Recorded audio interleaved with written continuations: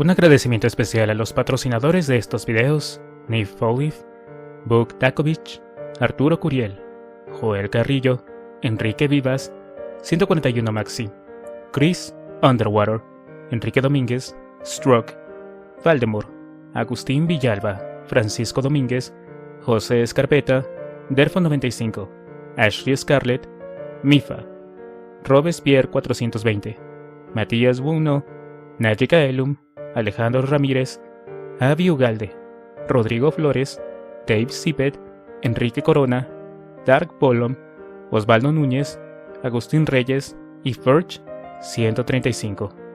De igual manera, gracias a los superchats de Frinelucho, Beto 16, Fernando Quiroz, Pablo Domínguez y no dejando de mencionar el supergracias de Barbarella Álvarez Pérez.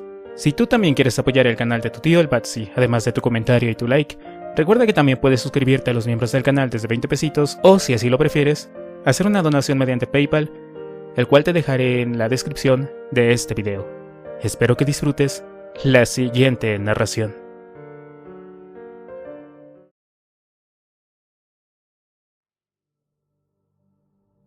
Capítulo 42.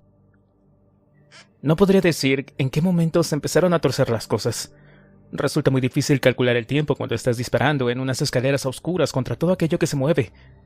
En honor a la verdad, creo que mi aportación al equipo delantero que abría camino fue muy modesta. La mayor parte de las veces, tanto Marcelo como el viejo sargento ya habían liquidado a los no muertos antes de que ni siquiera me diera tiempo para apuntar. Sin embargo, en aquella zona del edificio en la que nos encontrábamos, parecía haber al menos un poco menos de cantidad de criaturas, ya que nuestro avance era cada vez más rápido. Posiblemente el sonido de los disparos al rebotar por los infinitos recovecos de las escaleras y también de los pasillos creara un estruendo demasiado grande para que los no muertos nos pudieran situar con facilidad. En todo caso, y fuera como fuera, resultaba una bendición. En los últimos 5 minutos habíamos consumido prácticamente la totalidad de la munición no defectuosa que nos quedaba. Algunos de los soldados ya se habían deshecho de sus fusiles, una vez vaciados los cargadores, y se aferraban a sus pistolas de mano con la desesperación de los náufragos pintada en los ojos. ¡Cargadores! ¡Un maldito cargador, mierda!, gritó Marcelo a mi lado.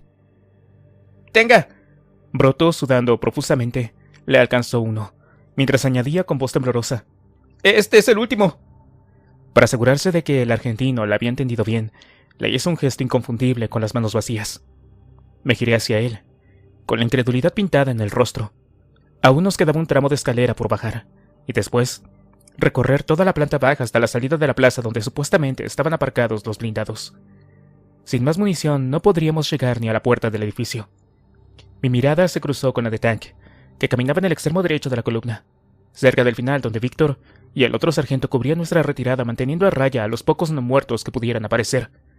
El alemán me miró y sacudió la cabeza, con una expresión sombría en el rostro. «No hay nada que hacer», decían sus ojos. Y justo en ese instante, como si los dioses se apiadaran de nosotros, o por el contrario quisieran que nuestro sufrimiento se prolongara un poco más, el tramo de escalera desembocó en un rellano con una ventana. Era una ventana alta y mugrienta, que solo dejaba entrar un cuadrado de luz turbia. Pero una ventana al fin y al cabo. Por señas, se la indiqué a Tank. «Estamos en un primer piso», grité, sin saber si sería oído. «¡Salgamos de aquí! No puedo estar muy alto». Nunca supe si el alemán me entendió o no, pero lo cierto es que como un perro pastor fue acercando a nuestro grupo al pie de aquella ventana, mientras se colocaba en la posición más expuesta para proteger a los últimos hombres que llegaban al rellano en aquel momento. Cuando estuvimos apoyados contra la pared exhalé un suspiro de alivio. Situados de aquel modo, tan solo teníamos que proteger un flanco, pero aún así la situación seguía siendo terriblemente comprometedora. De los 11 supervivientes que quedábamos, tan solo teníamos munición menos de la mitad, y esa reserva no duraría mucho. «¡Rápido! ¡Súbete a mis hombros!», me dijo Princhenko al oído, con tal fuerza que pensé que me explotaría el tímpano. Varias manos aparecieron para desembarazarme de la mochila y auparme a los hombros del ucraniano. De un empujón me encontré subido sobre Víctor y con la cabeza a la altura del ventanal. La ventana estaba a unos 2 metros de altura, y daba la sensación de no haber sido abierta ni una sola vez desde la inauguración del edificio. Un pequeño cerco de óxido cubría las bisagras, dándole un aspecto triste y desangelado. mientras que la parte externa estaba cubierta de la tal capa de suciedad que apenas dejaba entrar luz. Con los nudillos blanquecinos a causa del esfuerzo, me aferré al marco de aluminio y miré a través del cristal. Desde allí podía ver parte de una pequeña plazoleta trasera, que en tiempos debió de haber servido como parking para el personal del hospital. En el suelo aún se distinguían las rayas de pintura que delimitaban las piezas, pero la arena, la ceniza y las grietas que habían ido apareciendo en el cemento le daban en aquel momento un aspecto embrujado. Al fondo de la plazoleta, 2 pesados vehículos blindados, pintados de color verde oliva, reposaban tranquilamente, con los extremos de sus cañones cubiertos por unas fundas de tela. Por lo demás, no se veía ni un alma. Supuse que los no muertos que hubieran estado vagando por allí hasta aquel momento estarían intentando entrar dentro del edificio, atraídos por el sonido de los disparos, dejando de esa manera el campo libre. La ocasión era perfecta. Manoseé la cerradura, pero no fui capaz de moverla ni un centímetro, ni en un sentido ni en otro. Sin tiempo para contemplaciones, golpeé el cristal con la culata de mi clock. La ventana se rompió con un ruido endiablado, mientras una lluvia de cristales caía al exterior. Apresuradamente limpié todo lo que pude los bordes del marco y asomé la cabeza. El aire del exterior olía maravillosamente fresco y limpio, comparado con el enrarecido ambiente del interior del edificio. A mi derecha, adosado al muro, corría un tubo metálico de un apagado color mate. Era demasiado delgado para ser un desagüe. Posiblemente fuera una conducción de cable o algo similar, pero parecía estar sólidamente anclado. Aunque no había mucha altura hasta el suelo, pensé que sería preferible bajar agarrado de aquella tubería, que parecía lo suficientemente sólida para soportar nuestro peso. ¡Salgamos de aquí!, grité mirando hacia el interior. En rápida sucesión me alcanzaron las 11 mochilas llenas de medicamentos, que a su vez, y sin contemplaciones, fui arrojando por la ventana. A continuación me colé por el hueco y, retorciéndome con la gracia de un acróbata artrítico, me aferré a la tubería y comencé a descender palmo a palmo hasta llegar al suelo. Lo primero que hice fue mirar a mi alrededor con aprensión. Tan solo tenía 4 o 5 balas en el cargador de mi clock, y si en aquel momento hubiera doblado a la esquina a un grupo de no muertos, no me habría quedado más remedio que echar a correr. Afortunadamente, no parecía haber ninguno por allí, al menos por el momento. Contemplé cómo se descolgaba Víctor por la tubería, con su inseparable cuchillo golpeándole rítmicamente sobre los riñones. A continuación apareció Marcelo y un poco después el sargento veterano del pañuelo en el cuello. Cuando salió David Broto, se produjo un momento de tensión cuando el informático se quedó atascado durante un angustioso segundo en el hueco de la ventana. Fue preciso que Marcelo trepara de nuevo por la cañería para ayudar al catalán a salir del atasco. Mientras tanto, la situación en el interior se degradaba a cada instante que pasaba.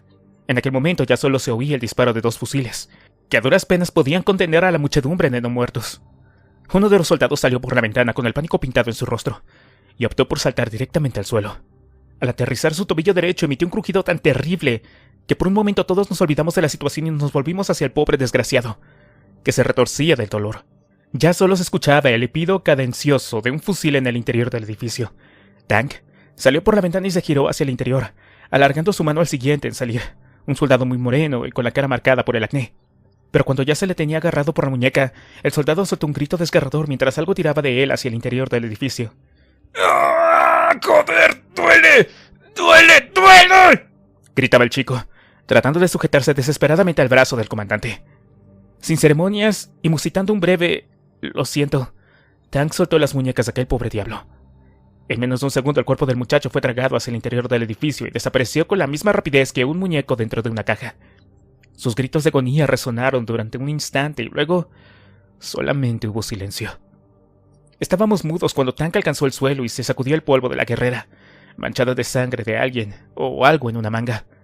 Además del soldado moreno, faltaba otro legionario y el segundo sargento del pelotón, que también se había quedado dentro. Todos y cada uno de nosotros estaba echando las mismas cuentas y nadie se atrevía a decir nada. Del grupo inicial de 18 personas que habíamos entrado menos de una hora antes en aquel edificio, tan solo quedábamos 8. Marcelo, Pauli, Tank, Broto, el sargento veterano, el soldado del tobillo roto cuyo nombre desconocía, Víctor Princhenko y yo. «Bueno, ¿qué están esperando?», gruñó Tank, haciendo gala de una sensibilidad típicamente germánica. «¡Corran hacia los transportes antes de que tengamos compañía!». Sin pronunciar palabra, recogimos las mochilas del suelo, aunque 3 de ellas tuvieran que quedar abandonadas al pie del muro, y siguiendo a Tank nos acercamos a los transportes. Los blindados eran 2 carros de asalto de aspecto estrafalario, con 4 enormes ruedas por cada lado y una torreta con un cañón desproporcionadamente grande en la parte superior.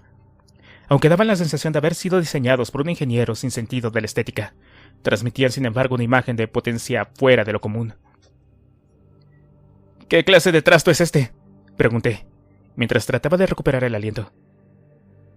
«Un centauro», dijo el sargento veterano, mientras se desataba el pañuelo del cuello y se lo pasaba por la frente.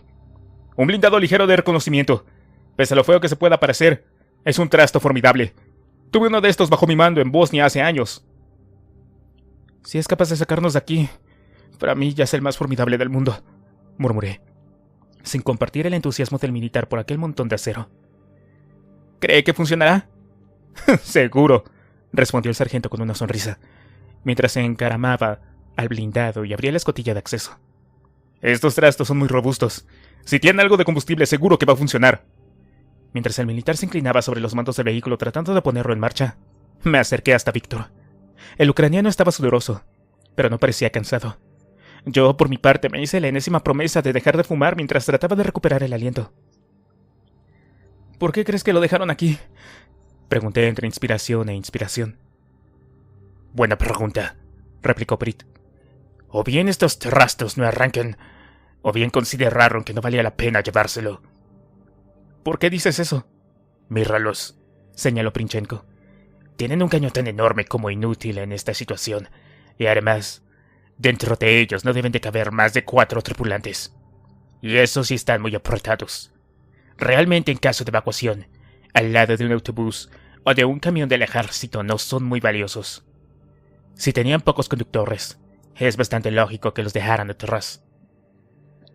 «Espero que tengas razón», murmuré esperanzado. En ese momento el motor del Centauro soltó un carraspeo asmático, seguido de una serie de jadeos mecánicos. Al fin, entre una increíble nube de humo negro, el motor del blindado cobró vida con un espectacular rugido, mientras el sargento le daba unos vigorosos acelerones. «¡Listo!», gruñó el suboficial, satisfecho, asomando la cabeza por la escotilla del conductor. «¡Ya, vámonos de aquí!». Entusiasmado, recogí mi mochila del suelo para subirme a nuestro vehículo. Ya estaba medio encaramado en el blindado, cuando Brot emitió un ruido ahogado, mientras abría los ojos como platos. «Va a ser que no, sargento», oí que decía Pauli. «Salga del blindado y que pueda ver sus manos. ¡Vamos!». Estupefacto levanté la cabeza.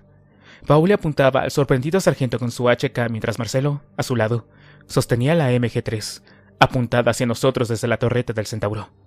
Por su parte, el soldado del tobillo roto se acercó cojeando hasta nosotros y lentamente nos desarmó uno a uno, arrojando nuestras armas al interior del vehículo. «No se enojen, señores». La voz de Marcelo, suave y fría como una daga, sonó con claridad. «Pero ustedes se van a quedar aquí». Capítulo 43. Tenerife. «¿Quién eres? ¿Cómo has llegado hasta aquí?». La voz llegada, amortiguada por el pesado traje protector.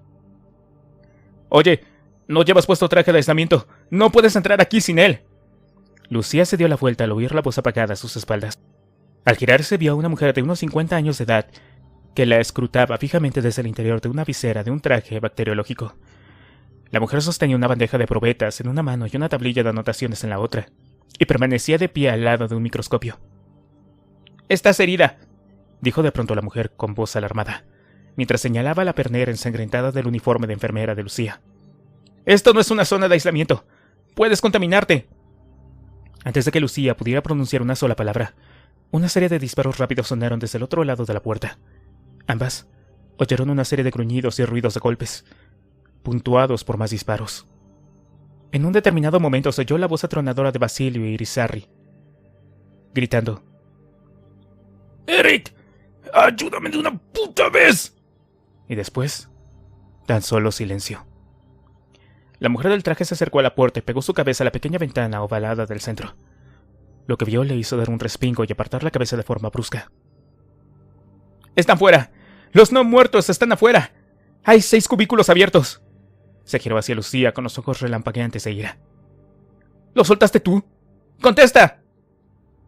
«Tranquilícese, ¿de acuerdo?», replicó la joven sin amedrentarse. «Ahí afuera hay 2 tipos que...». «No creo que quede mucha gente allá afuera, por lo que veo», murmuró la mujer, mientras se dirigía a toda prisa a uno de los ordenadores. Tras teclear un código, una sirena comenzó a sonar insistentemente. Otro médico, también vestido con un traje biológico, asomó la cabeza del despacho contiguo. Parecía confundido por la alarma, y llevaba una pistola en la mano. «Eva, ¿qué diablos pasa?», preguntó. Cuando su mirada se posó en Lucía, sus ojos se abrieron como platos. «¿Quién es ella?». «No lo sé», respondió la mujer que tendía al nombre de Eva, volviéndose hacia Lucía. «Pero es una buena pregunta». «¿Quién eres tú, niña?». «Me llamo Lucía, y trabajo en este hospital», contestó atropelladamente. «Hay docenas de personas disparando por todas partes en la planta de arriba. Es una casa de locos. Hay un montón de muertos y heridos. Unos hombres me han venido siguiendo hasta aquí tratando de matarme. Han matado a Sor Cecilia. Tienen que ayudarme». Hasta a ella misma le sonaba incomprensible lo que decía, pero era incapaz de calmarse, después de haber estado a punto de morir. «Tranquila, tranquila. Enseguida llegará la gente de seguridad y se encargará de todo. ¿De acuerdo?», dijo Eva mirando a Lucía y poniendo una mano en su hombro. «Mientras tanto, ¿por qué no te sientas un rato y te tranquilizas?». Lucía sintió instantáneamente una oleada de alivio recorriéndole todo el cuerpo. Estaba a salvo. Todo iba a estar bien. Se dejó caer en una silla sintiéndose de golpe terriblemente agotada. Se estiró sobre el respaldo, pero al instante notó el escozor del fino corte que se había autoinfligido accidentalmente con el bisturí. Levantó la cabeza para pedirle a aquella gente tan amable un poco de agua oxigenada, o algo por el estilo, pero la mujer, que se llamaba Eva, estaba de espaldas justo delante de ella. Fascinado, observó que el visor del casco del otro médico, de pie, justo debajo de uno de los focos del techo, reflejaba como un espejo a la mujer. En el momento en que iba a abrir la boca, Eva hizo un gesto que transformó la fascinación de Lucía en terror. Con una mano señalaba discretamente el arma que sostenía el doctor, mientras que se pasaba la otra por el cuello con un gesto inequívoco. «¿Sabes?», decía en ese momento la mujer. «Creo que será mejor que esperemos dentro de esa...». «Oye, ¿pero qué haces?». Lucía se había saltado como un resorte y había pasado uno de sus brazos alrededor del cuello de la mujer. Con la otra mano sostenía la hoja de bisturí a la altura de sus ojos. Por un terrible instante se dio cuenta de que no tenía ni la más remota idea de qué hacer a continuación. «Quiero salir de aquí», dijo, simplemente tras un segundo de duda. «Ahora». «Tranquilízate. Suelta a la doctora Méndez, por favor», dijo el otro individuo, con voz temblorosa, mientras levantaba el arma. Lucía estaba casi segura de que aquel tipo, probablemente un ayudante o un auxiliar, no se atrevería a disparar. Hay que tener algo especial en la sangre para poder dispararle a otra persona mirándolo a los ojos.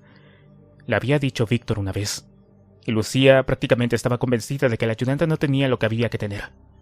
Así que, respirando hondo, apretó con más fuerza su brazo en torno al cuello de la doctora. «Quiero salir de aquí. Ahora», volvió a repetir. «O te juro por Dios que le rajo el cuello de lado a lado». «Escucha, no puedes salir de aquí», dijo una voz entrecortada. «Él tiene razón. Los sujetos no muertos te han herido en la pierna. Posiblemente te hayan infectado. Así que es mejor que me sueltes». «Nadie me hirió en la pierna. ¿De qué están hablando?», indicó Lucía concisa. «Estás sangrando», señaló torpemente el otro médico, como si aquello no fuera una obviedad del tamaño de un elefante. «Me he cortado yo misma sin querer. Tenía este bisturí en la mano y al entrar he tropezado y me he caído». «Entonces, me he cortado, ¿entienden?», protestó, pero con pocas esperanzas de que le creyeran. Por supuesto. Te cortaste tú solita al pasar entre media docena de infectados. Ya he oído esa misma historia en el punto seguro de Valencia 1.000.000 de veces antes de que nos evacuaran», jadeó Eva entrecortante. «Oye, me vas a estrangular». «¿Hay otra salida?», preguntó Lucía mientras aflojaba un poco su brazo sobre el cuello de la doctora. No era su intención que nadie más saliera dañada, pero tenía que escapar de ahí.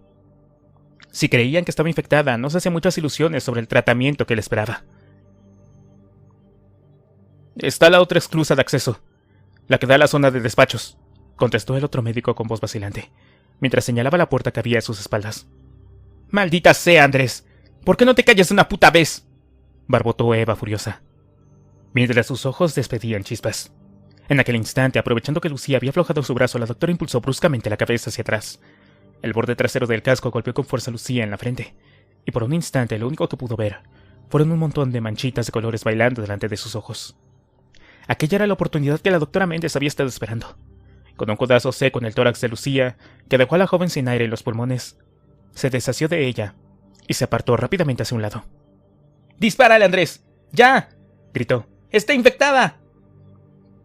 No puedo dispararle, Eva, replicó el médico llamado Andrés con voz quejumbrosa. No puedo. ¡Hazlo tú! ¡Trae acá, imbécil!, gruñó la doctora Méndez mientras le arrebataba el arma a Andrés de un palmetazo. Ese pequeño instante fue suficiente para que Lucía se escurriera como una anguila hasta la última habitación, donde la puerta de la esclusa de desinfección estaba tentadoramente abierta. Con un salto se arrojó dentro de la esclusa y cerró la puerta a sus espaldas. Una mano apareció en el último segundo por el quicio de la puerta agarrando su brazo. ¡La tengo, doctora! ¡La tengo! La voz del ayudante sonaba triunfal, hasta que Lucía, sin miramientos, le clavó el bisturí con fuerza en el antebrazo, obligándole a retirarla. ¡Ah! ¡Estoy herido, doctora! ¡Creo que me mordió! Lucía cerró con fuerza la puerta y apretó el botón de la pared. En pocos segundos sus ojos volvían a lagrimear a causa de los productos químicos. Tras 2 interminables minutos, la luz cambió a verde y la joven salió en un coqueto despacho, atestado de papeles y con montañas de libros apilados por las esquinas. Tropezando entre ellos, Lucía consiguió llegar hasta la ventana, que daba a un pozo de ventilación mal iluminado. Adosada a una pared, una escalera de incendio subía hacia las plantas superiores. Sin dudarlo un segundo, la joven comenzó a trepar por ella hasta llegar al nivel de la calle. El exterior era un caos. Docenas de personas bajaban empujones por las escaleras, tropezando entre ellas y gritando histéricamente. Un grupo de enfermeros trataba infructuosamente de atender a los heridos de los pasillos, pero se veían desbordados ante el aluvión de gente que llegaba sin cesar. Desde dentro del hospital se oía de vez en cuando disparos aislados. Daba la impresión de que algunos de los grupos de seguridad aún no se habían dado cuenta de que estaban cazando sombras. ¡Oye! ¡Ven aquí! Un enfermero corpulento y de piel oscura la cogió por un brazo. Lucía, aterrorizada, intentó desasirse, pero aquel hombre era demasiado fuerte. Oye, tranquila, chica. Solo quiero ayudarte. A ver, déjame ver esos cortes. Antes de que se pudiera dar cuenta de lo que sucedía, Lucía se vio llevada casi en volandas por el enfermero a una zona del jardín exterior, donde algún médico con iniciativa había montado un apresurado hospital de campaña. Bien, el corte de la pierna no parece muy profundo, pero en la frente te has llevado un buen golpe. ¿Y qué diablos te has echado en los ojos?, le preguntó mientras vaciaba un chorro de agua destilada en sus globos oculares. Lucía sintió al instante una agradable sensación de alivio. Creo que hay alguien ahí dentro que está usando gases lacrimógenos. Estoy bien, gracias. Estoy bien. Fue todo lo que pudo musitar Lucía. Sí, eso parece. Será mejor que te apartes un poco de este lío, al menos hasta que las cosas se organicen, respondió el enfermero, escrutándola fijamente. En ese instante, 2 camilleros apoyaron a su lado una parihuela donde traían a un soldado agonizante con una enorme herida de bala en el pecho. El sanitario concentró, entonces, toda su atención en el herido y Lucía aprovechó ese momento para escabullirse por un lateral del jardín. Cuando se alejó unos cuantos metros del hospital se detuvo, mareada, delante del escaparate vacío de una tienda. Contempló su reflejo durante unos instantes pensativa. Tenía el pelo apelmazado a causa de las duchas de productos químicos, y por su ropa parecía haber pasado un huracán. La pernera de su pantalón blanco estaba teñida de rojo a causa del corte, y lucía un enorme chichón en medio de la frente, justo por encima de sus ojos congestionados por los ácidos. No me extraña que la gente me mire así, se dijo la joven. Lo extraño es que no echen a correr espantados. Parezco un drogadicto a tope de crack. Un grupo de guardias civiles se acercaba en aquel momento al trote por la acera. El primer impulso de Lucía fue acercarse a ellos y contarles lo que había sucedido. Habían asesinado a Sor Cecilia prácticamente delante de sus ojos, así como a Maite. Las autoridades tenían que hacer algo. Tenían que capturar a los responsables de aquello. Quizá incluso aún estuvieran por allí cerca. Se estremeció al pensar en eso, y no pudo evitar echar una mirada atemorizada a su alrededor. Cuando ya empezaba a cruzar la calle se detuvo súbitamente, asaltada por un tenebroso pensamiento. Si detenía a los guardias y les contaba aquella extraña historia de pistoleros, monjas y no muertos, lo más probable sería que la retuvieran un buen rato, mientras aclaraba aquel asunto. Sobre todo con la pinta de colgada que llevas. Y no tenía la menor duda de que en aquellos momentos los médicos del laboratorio... El zoológico. Le llamaban el zoológico a aquel sitio horrible. Ya estarían dando a los guardias armados del hospital una descripción detallada de la enfermera de ojos enrojecidos que él habían herido los no muertos. Y aquellos médicos también habían querido matarla, sin que hubiera hecho nada malo y sin atender a sus explicaciones. Habían querido deshacerse de ella. ¿Pero por qué?, se preguntó, al borde de las lágrimas. ¿Por qué? Porque te tienen miedo, estúpida. Porque les aterroriza que el virus se desate de nuevo y creen que tú puedes ser la puerta al infierno. Pero yo no he hecho nada, protestó. Nada. Y ni siquiera me he acercado a los no muertos. ¿Acaso te crees que a eso les importa a ellos? Rió amargamente la voz de su cabeza. Ahora sé una buena chica y sal de aquí a toda velocidad. Por tu bien, se dijo. Sin atreverse a levantar la mirada, Lucía pasó de largo al lado de los guardias civiles. El bocinazo de un claxon la sobresaltó, cuando un pesado camión militar que llegaba a toda velocidad se detuvo en un crujiente chirrido de frenos en la puerta del edificio. Un grupo enorme de legionarios pertrechados con armamento pesado bajó de un asalto y se metió a la carrera dentro del hospital. Con un estremecimiento, Lucía se dio la espalda y empezó a correr. Solo en ese instante se dio cuenta de que no tenía dónde ir. Ahora era totalmente una fugitiva. Capítulo 44. Madrid. ¿Qué carajo significa todo esto?, gruñó el sargento demasiado sorprendido como para poder moverse. ¡Déjense de tonterías! ¡Que no estamos para bromas, mierda! Esto no es una broma, imbécil, replicó lentamente Marcelo, casi masticando las palabras. Nosotros nos vamos. Ustedes se quedan. Así de sencillo. ¿Están mal de la cabeza o qué?, gritó Broto sin poder contenerse. Los no muertos están a punto de llegar. Tenemos que salir de aquí cagando hostias. Por supuesto que nos vamos, pero no a Tenerife, contestó Pauli sin apartar sus ojos de nosotros. Estos medicamentos son propiedad del gobierno español legítimo, y nos marchamos a Gran Canaria con ellos. ¿Queda claro? Tank había estado en silencio hasta ese momento, demasiado anonadado para poder hablar, pero aquello fue demasiado para él. Rojo de furia se acercó hasta los dos soldados encaramados en el vehículo, haciendo caso omiso a las armas que le apuntaban. Jodidos imbéciles. Escoria del mundo, escupió. Chusmas baratas. No tienen honor ni dignidad. Son unos miserables traidores. Ustedes son los traidores, replicó indignada Pauli, también a gritos. Se creyeron con el derecho de pasar a la legalidad vigente.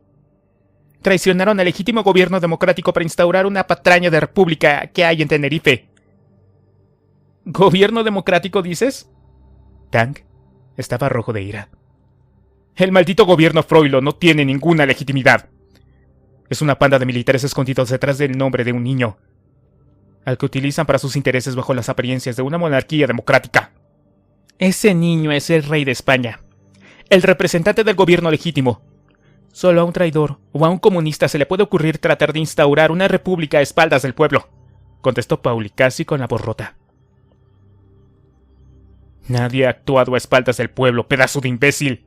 El gobierno de la república es democrático. ¿Democrático? Una mierda. ¿Cuándo se han celebrado elecciones? ¿O un referéndum para aprobar la república? Y ustedes habrán celebrado en su maldita monarquía algún tipo de elección, ¿eh? No tienen un carajo de esa legitimidad de la que tanto presumen. De repente, la ametralladora de Marcelo disparó una ruidosa ráfaga por encima de nuestras cabezas. Aterrado me lancé al suelo, sintiendo como los zumbantes moscas de plomo pasaban a pocos centímetros de nosotros. Cuando me atreví a levantar la mirada, el argentino nos observaba desde el Centauro con los ojos brillantes de furia. Tan solo Tank y el sargento habían permanecido de pie bajo las balas, impávidos, mientras que Víctor, Broto y yo habíamos considerado más prudente el cuerpo a tierra. Lo siento mucho, pero no tenemos tiempo para alargar prenda. Los no muertos se acercan y el tiempo se acaba. Señores, nos vamos, dijo Marcelo mientras le hacía un gesto a Pauli, que todavía temblaba de furia, para que entrara dentro del blindado. Al hacerlo apartó la vista de nuestro grupo apenas unas milésimas de segundo, pero eso fue suficiente para Tank. El alemán sacó una pequeña pistola oculta de la caña de su bota derecha y disparó contra el soldado cojo, que en ese momento se encaramaba al blindado. El soldado salió impulsado hacia atrás, al tiempo que una enorme mancha roja florecía sobre su pecho. hasta acabar estrellándose contra el suelo. Sin pausa, con el ritmo acompasado de un pistolero profesional, Tank se giró hacia Marcelo y abrió fuego 2 veces. La primera bala alcanzó al argentino en un brazo y le arrancó un alarido de dolor, mientras la segunda le pasaba a pocos centímetros de la cabeza. El porteño reaccionó con suma rapidez y se encogió detrás de la plancha blindada que protegía el puesto del tirador de la torreta. Tank, sin dejar de disparar y moviéndose con fluidez, hizo un esfuerzo para encaramarse al vehículo acorazado mientras sus balas estrellaban inofensivamente contra el blindaje. En ese instante, Pauli, con una máscara de odio reencontrada en su rostro, asomó por una escotilla del vehículo como un muñeco de resorte y levantó su arma vaciando 4 balas casi a quemarropa sobre el pecho del comandante alemán. Por un segundo, Tank boqueó como un pez fuera del agua, mientras su mirada se agarraba a la de Pauli, a pocos centímetros de su cara. Finalmente, con una expresión de incredulidad dibujada en sus ojos, el alemán cayó al suelo, incapaz de creer que Kurt Tank, el gran superviviente, había sido abatido. Y además, por uno de sus propios soldados. Otros disparos sonaron a nuestra izquierda.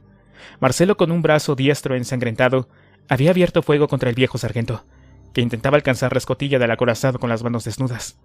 El sargento, atrapado por el fuego del argentino, se sacudió como un pelele cuando fue alcanzado por las balas y finalmente se derrumbó inmóvil en el polvo, al lado del cuerpo del alemán. Por un microsegundo se hizo un silencio tan insoportablemente denso que pensé que me iba a ahogar.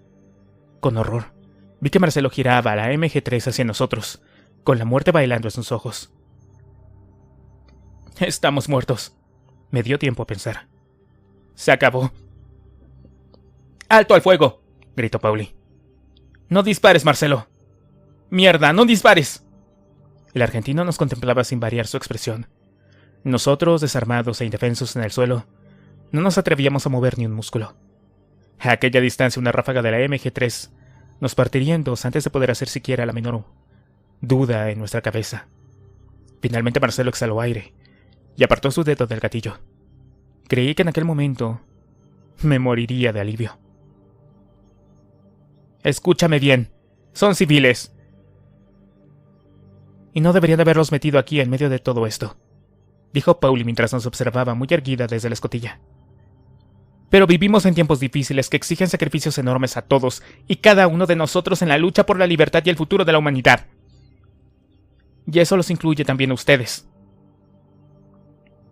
Nos está soltando un jodido discurso, pensé, alucinado. La expresión de Víctor era inescrutable, pero me habría jugado lo que fuera que él estaba pensando lo mismo. Afortunadamente los dos fuimos lo bastante juiciosos para no decir nada. Ha llegado el momento de que decidan, continuó Pauli. O república ilegítima, o gobierno legítimo. O con nosotros, o contra nosotros. El Airbus que espera en 4 vientos fue lo primero que me vino a la mente. El transporte ya debe de estar en manos de hombres leales ahora mismo. Si están con el legítimo presidente del gobierno de España y con don Friolan, hay un hueco en este vehículo para ustedes. De lo contrario, tendrán que buscarse la vida. No me lo podía creer. Aquello era tan absurdo que pensé que tenía que ser un mal sueño. Era consciente de las tensiones políticas en las islas, por supuesto, pero ni en mis delirios más descabellados me imaginé atrapado en medio de una guerra civil sin siquiera tener claro qué bando era el bueno y cuál era el malo.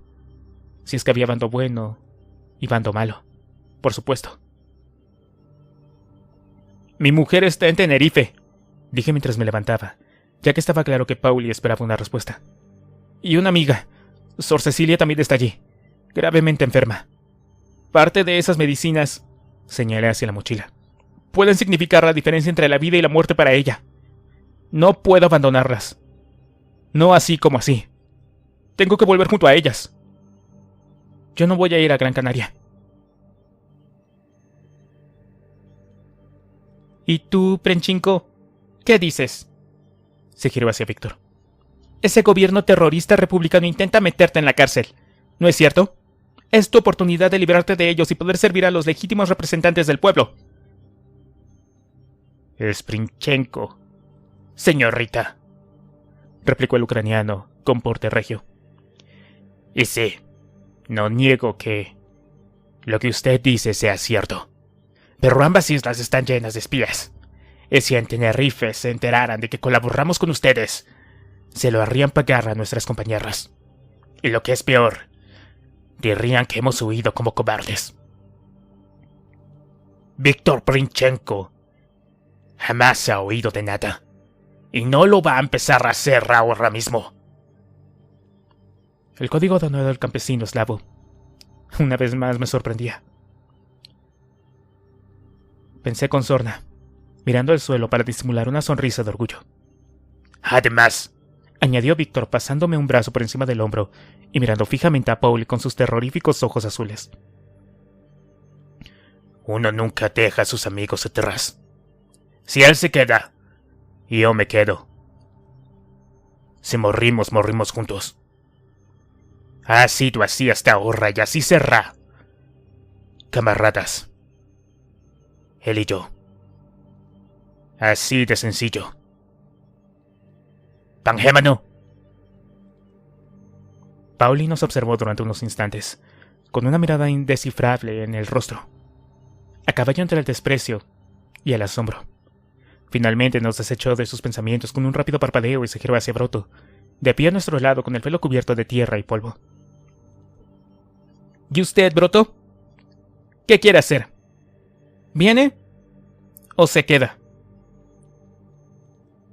David se volvió hacia nosotros y nos miró fijamente durante unos segundos, mientras su mente tomaba una decisión. Al cabo de un momento tragó saliva, carraspeó ruidosamente y se agachó para recoger la pistola de Tank, que estaba caída en el suelo a sus pies. Escuchen. Son unos tipos de puta madre. No quiero que me entiendan mal, dijo dirigiéndose a nosotros. Ustedes dos se han portado genial conmigo, pero en Tenerife solo me espera una celda. Y en Gran Canaria no tengo nada que perder, y sí mucho que ganar. Yo me voy con ellos. Lo lamento, amigos. Está bien, niño, dijo Víctor muy serio, pero con un tono de decepción en la voz. Sin rencores. Ya basta de aleluyas, tronó Marcelo. ¡Nos vamos! Ustedes dos, alcáncenos esas mochilas que tienen a sus pies. Pero muy despacio. Obedientemente le pasamos las mochilas a Broto, que a su vez las iba introduciendo por la escotilla mientras Marcelo, sin dejar de apuntarnos con la MG3, no nos quitaba el ojo de encima. Espera un momento, Marcelo, dijo Pauli, como si cayera repentinamente en algo. De un salto bajó del Centauro, y con una rápida carrera se acercó hasta el otro blindado, abandonado a tan solo unos metros. A continuación abrió la tapa del motor, se inclinó dentro del mismo y tras un breve gesto de vacilación, sacó un cuchillo y arrancó de cuajo un manojo de cables, que metió en su bolsillo. No es por nada, pero no nos interesa que nos sigan. Al menos no por un buen rato. Fue todo lo que dijo, a modo de explicación. Esto es asesinato a sangre fría y lo saben, articulé a duras penas. Sin aquel vehículo estábamos muertos, y ella lo sabía tan bien como nosotros. No es cierto, replicó con un gesto de hastío, mientras se deslizaba de nuevo dentro de su Centauro. Estoy segura de que en alguna parte de todo este estercolero tiene que haber un juego de cables de repuesto para una batería, o algo que se le parezca. Pero cuando lo reparen, si es que lo consiguen, nosotros ya estaremos volando rumbo a Gran Canaria. ¡No tenemos armas!, intervino Prit. Ese no es mi problema. Han escogido su bando, y no es el nuestro, recitó Pauli con cierto soniquete. Pero de todas formas, que no se diga. Diciendo esto, tomó el cuchillo de combate de Víctor y lo lanzó a los pies del ucraniano. Acto seguido cerró la escotilla del puesto del conductor y arrancó el pesado vehículo blindado entre una nube de humo negro. Impotentes, vimos cómo se alejaba hasta desaparecer por la esquina de la plaza. El sonido de su motor, sin embargo, no dejó de oírse hasta mucho después, en medio del silencio sepulcral de lo que aún quedaba de Madrid. Capítulo 45. Una fina llovizna empezó a caer a medida que el sonido del Centauro se iba apagando a la distancia. El goteo de las gotas se fue haciendo más intenso a medida que el chubasco arreciaba contra el asfalto reseco y polvoriento. Iba a caer una buena, pero ni siquiera me daba cuenta.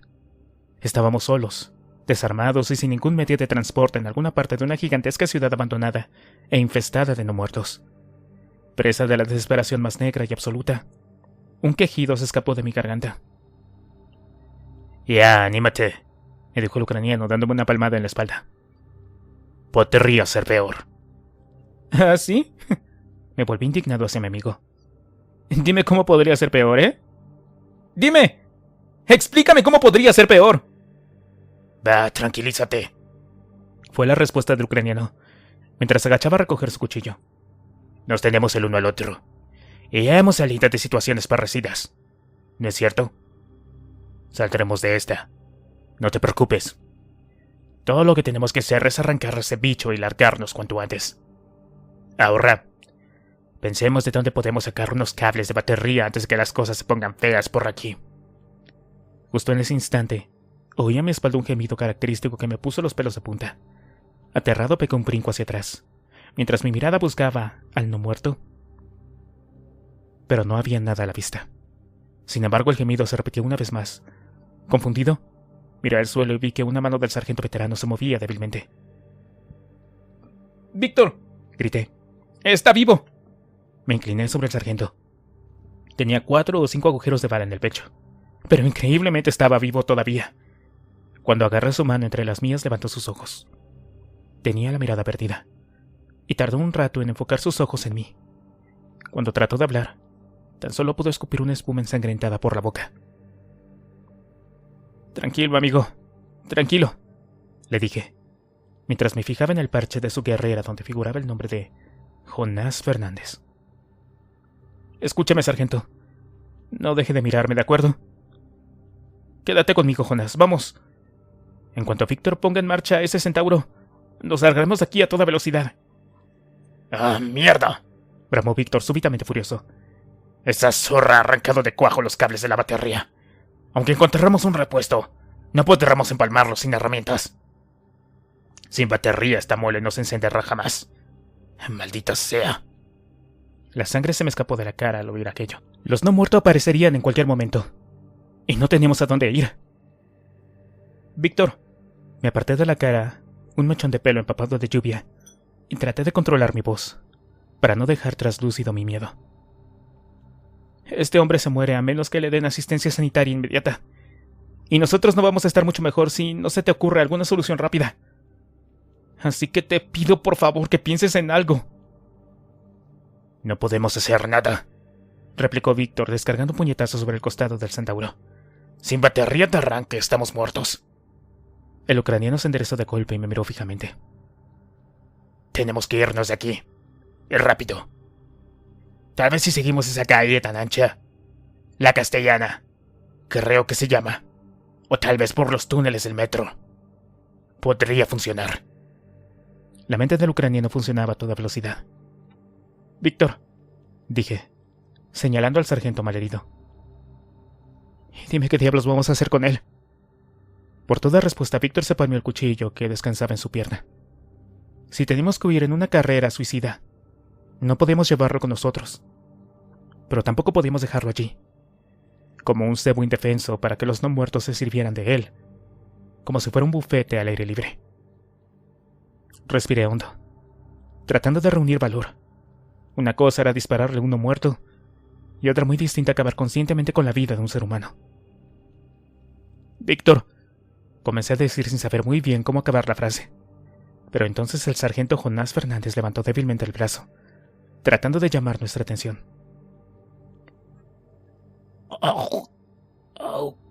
Auxilio. Un borbotón de sangre intensamente roja se le escurrió por la comisura de un labio, atragantándolo. Sí, sargento, quédese tranquilo. Traté de calmarlo mientras le aflojaba el cuello de la guerrera para que estuviera más cómodo. Iremos a buscar auxilio. No se preocupe.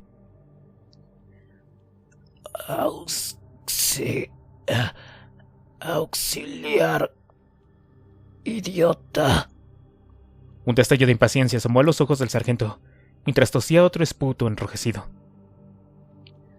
La batería auxiliar.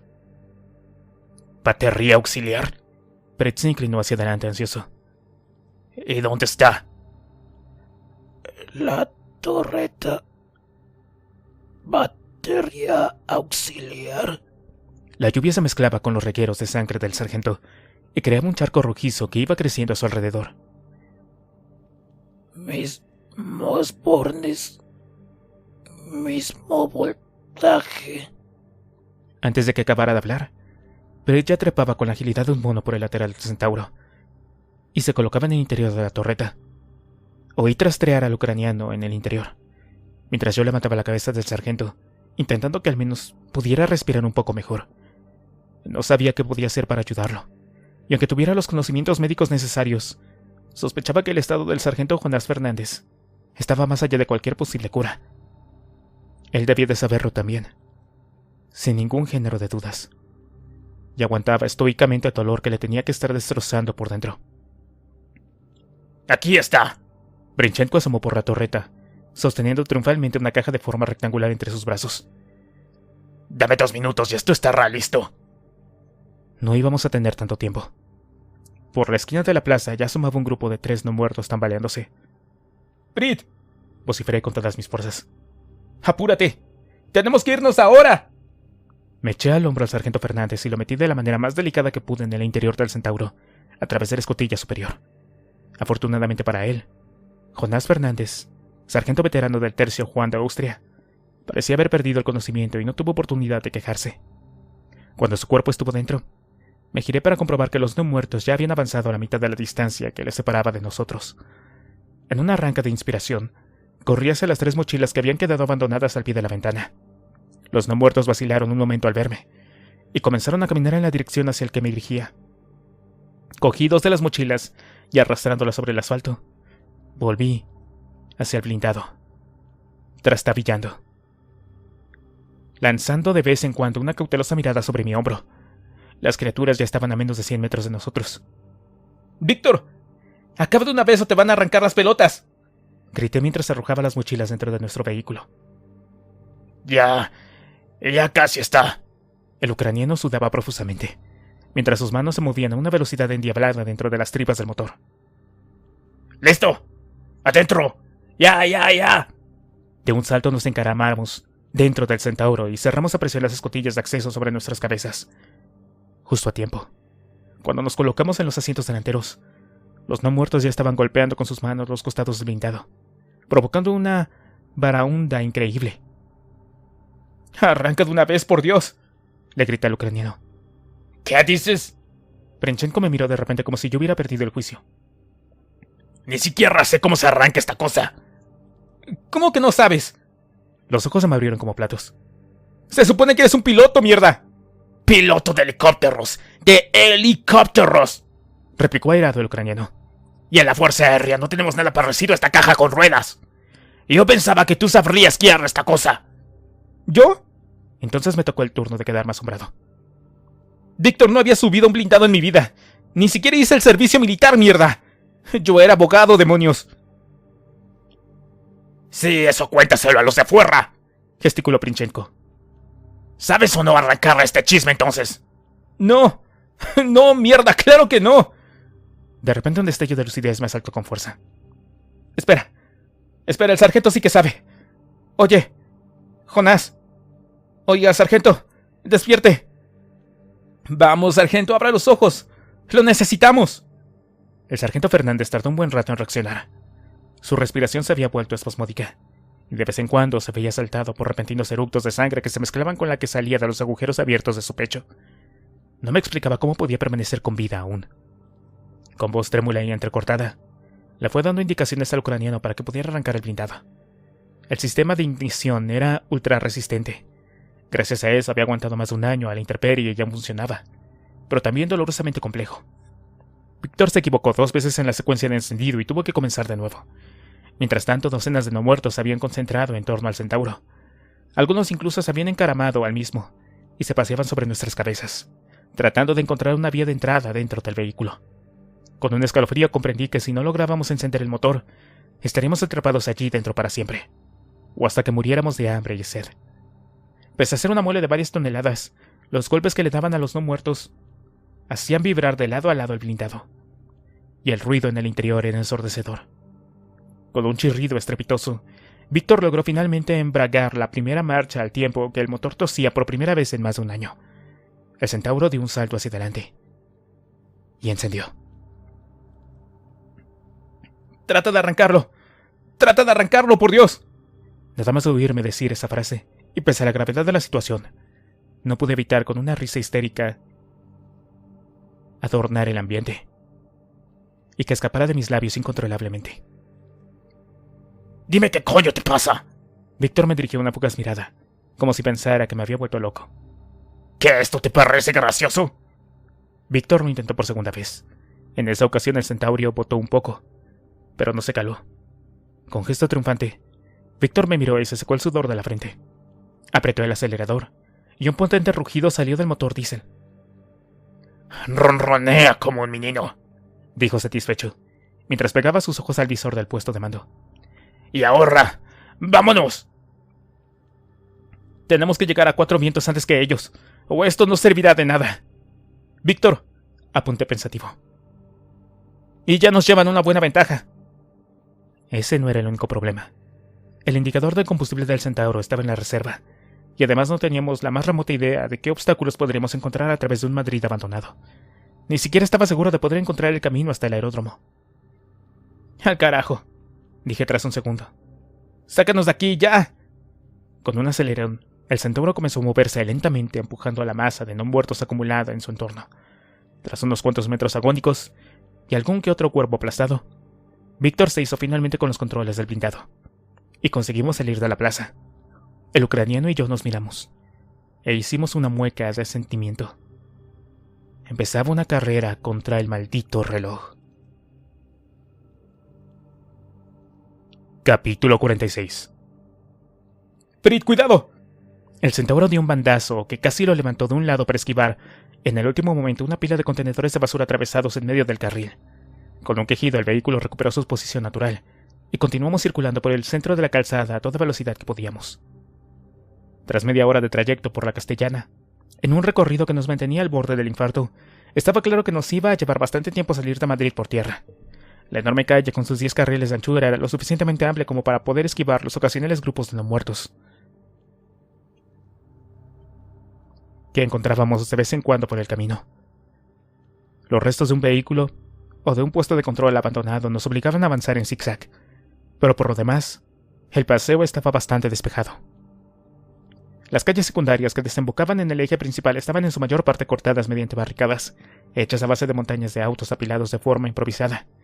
Algunas de esas barricadas habían caído por el paso del tiempo, o derribadas por la presión de los no muertos, y unos cuantos miles de esos seres se paseaban por la calzada como peatones borrachos. Brit los esquivaba con relativa facilidad, pero su número aumentaba a cada minuto que pasaba. «¿Qué opinas de esas barricadas?», me preguntó el ucraniano sin apartar la vista de la calzada. «Me imagino que quisieron crear un corredor seguro para conectar los puntos con el exterior de la ciudad», repliqué, con los ojos pegados al periscopio de observación del comandante de carro. «Así tendrán una ruta de evacuación bastante decente». «¿Y entonces?». El ucraniano pegó un volantazo que hizo que mi barbilla chocara contra el borde del visor. «¿Cómo es que apenas sobrevivió nadie?». «Ni idea. Seguramente la ruta debe de estar cortada algo más adelante», contesté maldiciendo por lo bajo, mientras notaba el sabor salobre de mi propia sangre en la boca. «¿Y qué vamos a hacer?». «No lo sé. Ya lo pensaremos cuando llegue el momento», contesté meditabundo, mientras pasábamos por debajo de las torres K y O. Una de las torres había ardido casi desde los cimientos, y era tan solo una montaña de hierros retorcidos que se elevaban en el aire como las raíces de un diente podrido. El centauro se sacudió como una coctelera cuando Brit lo encaramó por encima de los escombros caídos de la calzada. Tenía la piel de gallina. La sensación de ir circulando por el corazón de una ciudad muerta era fantasmagórica. La Castellana, normalmente llena de tráfico, estaba vacía, excepto algún que otro resto ocasional, y en algunos puntos una gruesa capa de polvo, escombros y ceniza cubría por completo el asfalto. En un punto incluso, algunos pequeños árboles habían comenzado a retoñar entre las juntas de dilatación del asfalto, agrietándolo. Pero lo más opresivo era el silencio. Mientras el centauro corría a poca velocidad, no se oía ningún otro sonido aparte del rugido motor diésel del blindado. Las ventanas de los edificios, muchas de ellas destrozadas, nos contemplaban como ojos oscuros desde las aceras. En un determinado momento mi corazón galopó salvajemente al ver que Un grupo de personas amigablemente reunidas en torno a la puerta de un restaurante se podía vislumbrar. Cuando nos acercamos un poco más, sin embargo, resultaron ser un puñado de no muertos, que asomaban sin cesar el interior de la tienda, y portales atraídos por el ruido del centauro al pasar. Tras unos cuantos minutos más de marcha, llegamos a la plaza de las Cibeles. Alguien había mutilado a la estatua, a la que le faltaba la cabeza. Sobre el pecho de la diosa habían escrito con tinta roja y mano temblorosa: Isaías 34:35. El vaso de una fuente estaba lleno hasta los topes de esqueletos cubiertos de harapos. Una mente desquiciada había colocado ordenadamente docenas de calaveras apoyadas en el borde de la fuente. Al pasar, sentí como los ojos sin vida de todos aquellos cráneos sonrientes nos seguían amenazadores.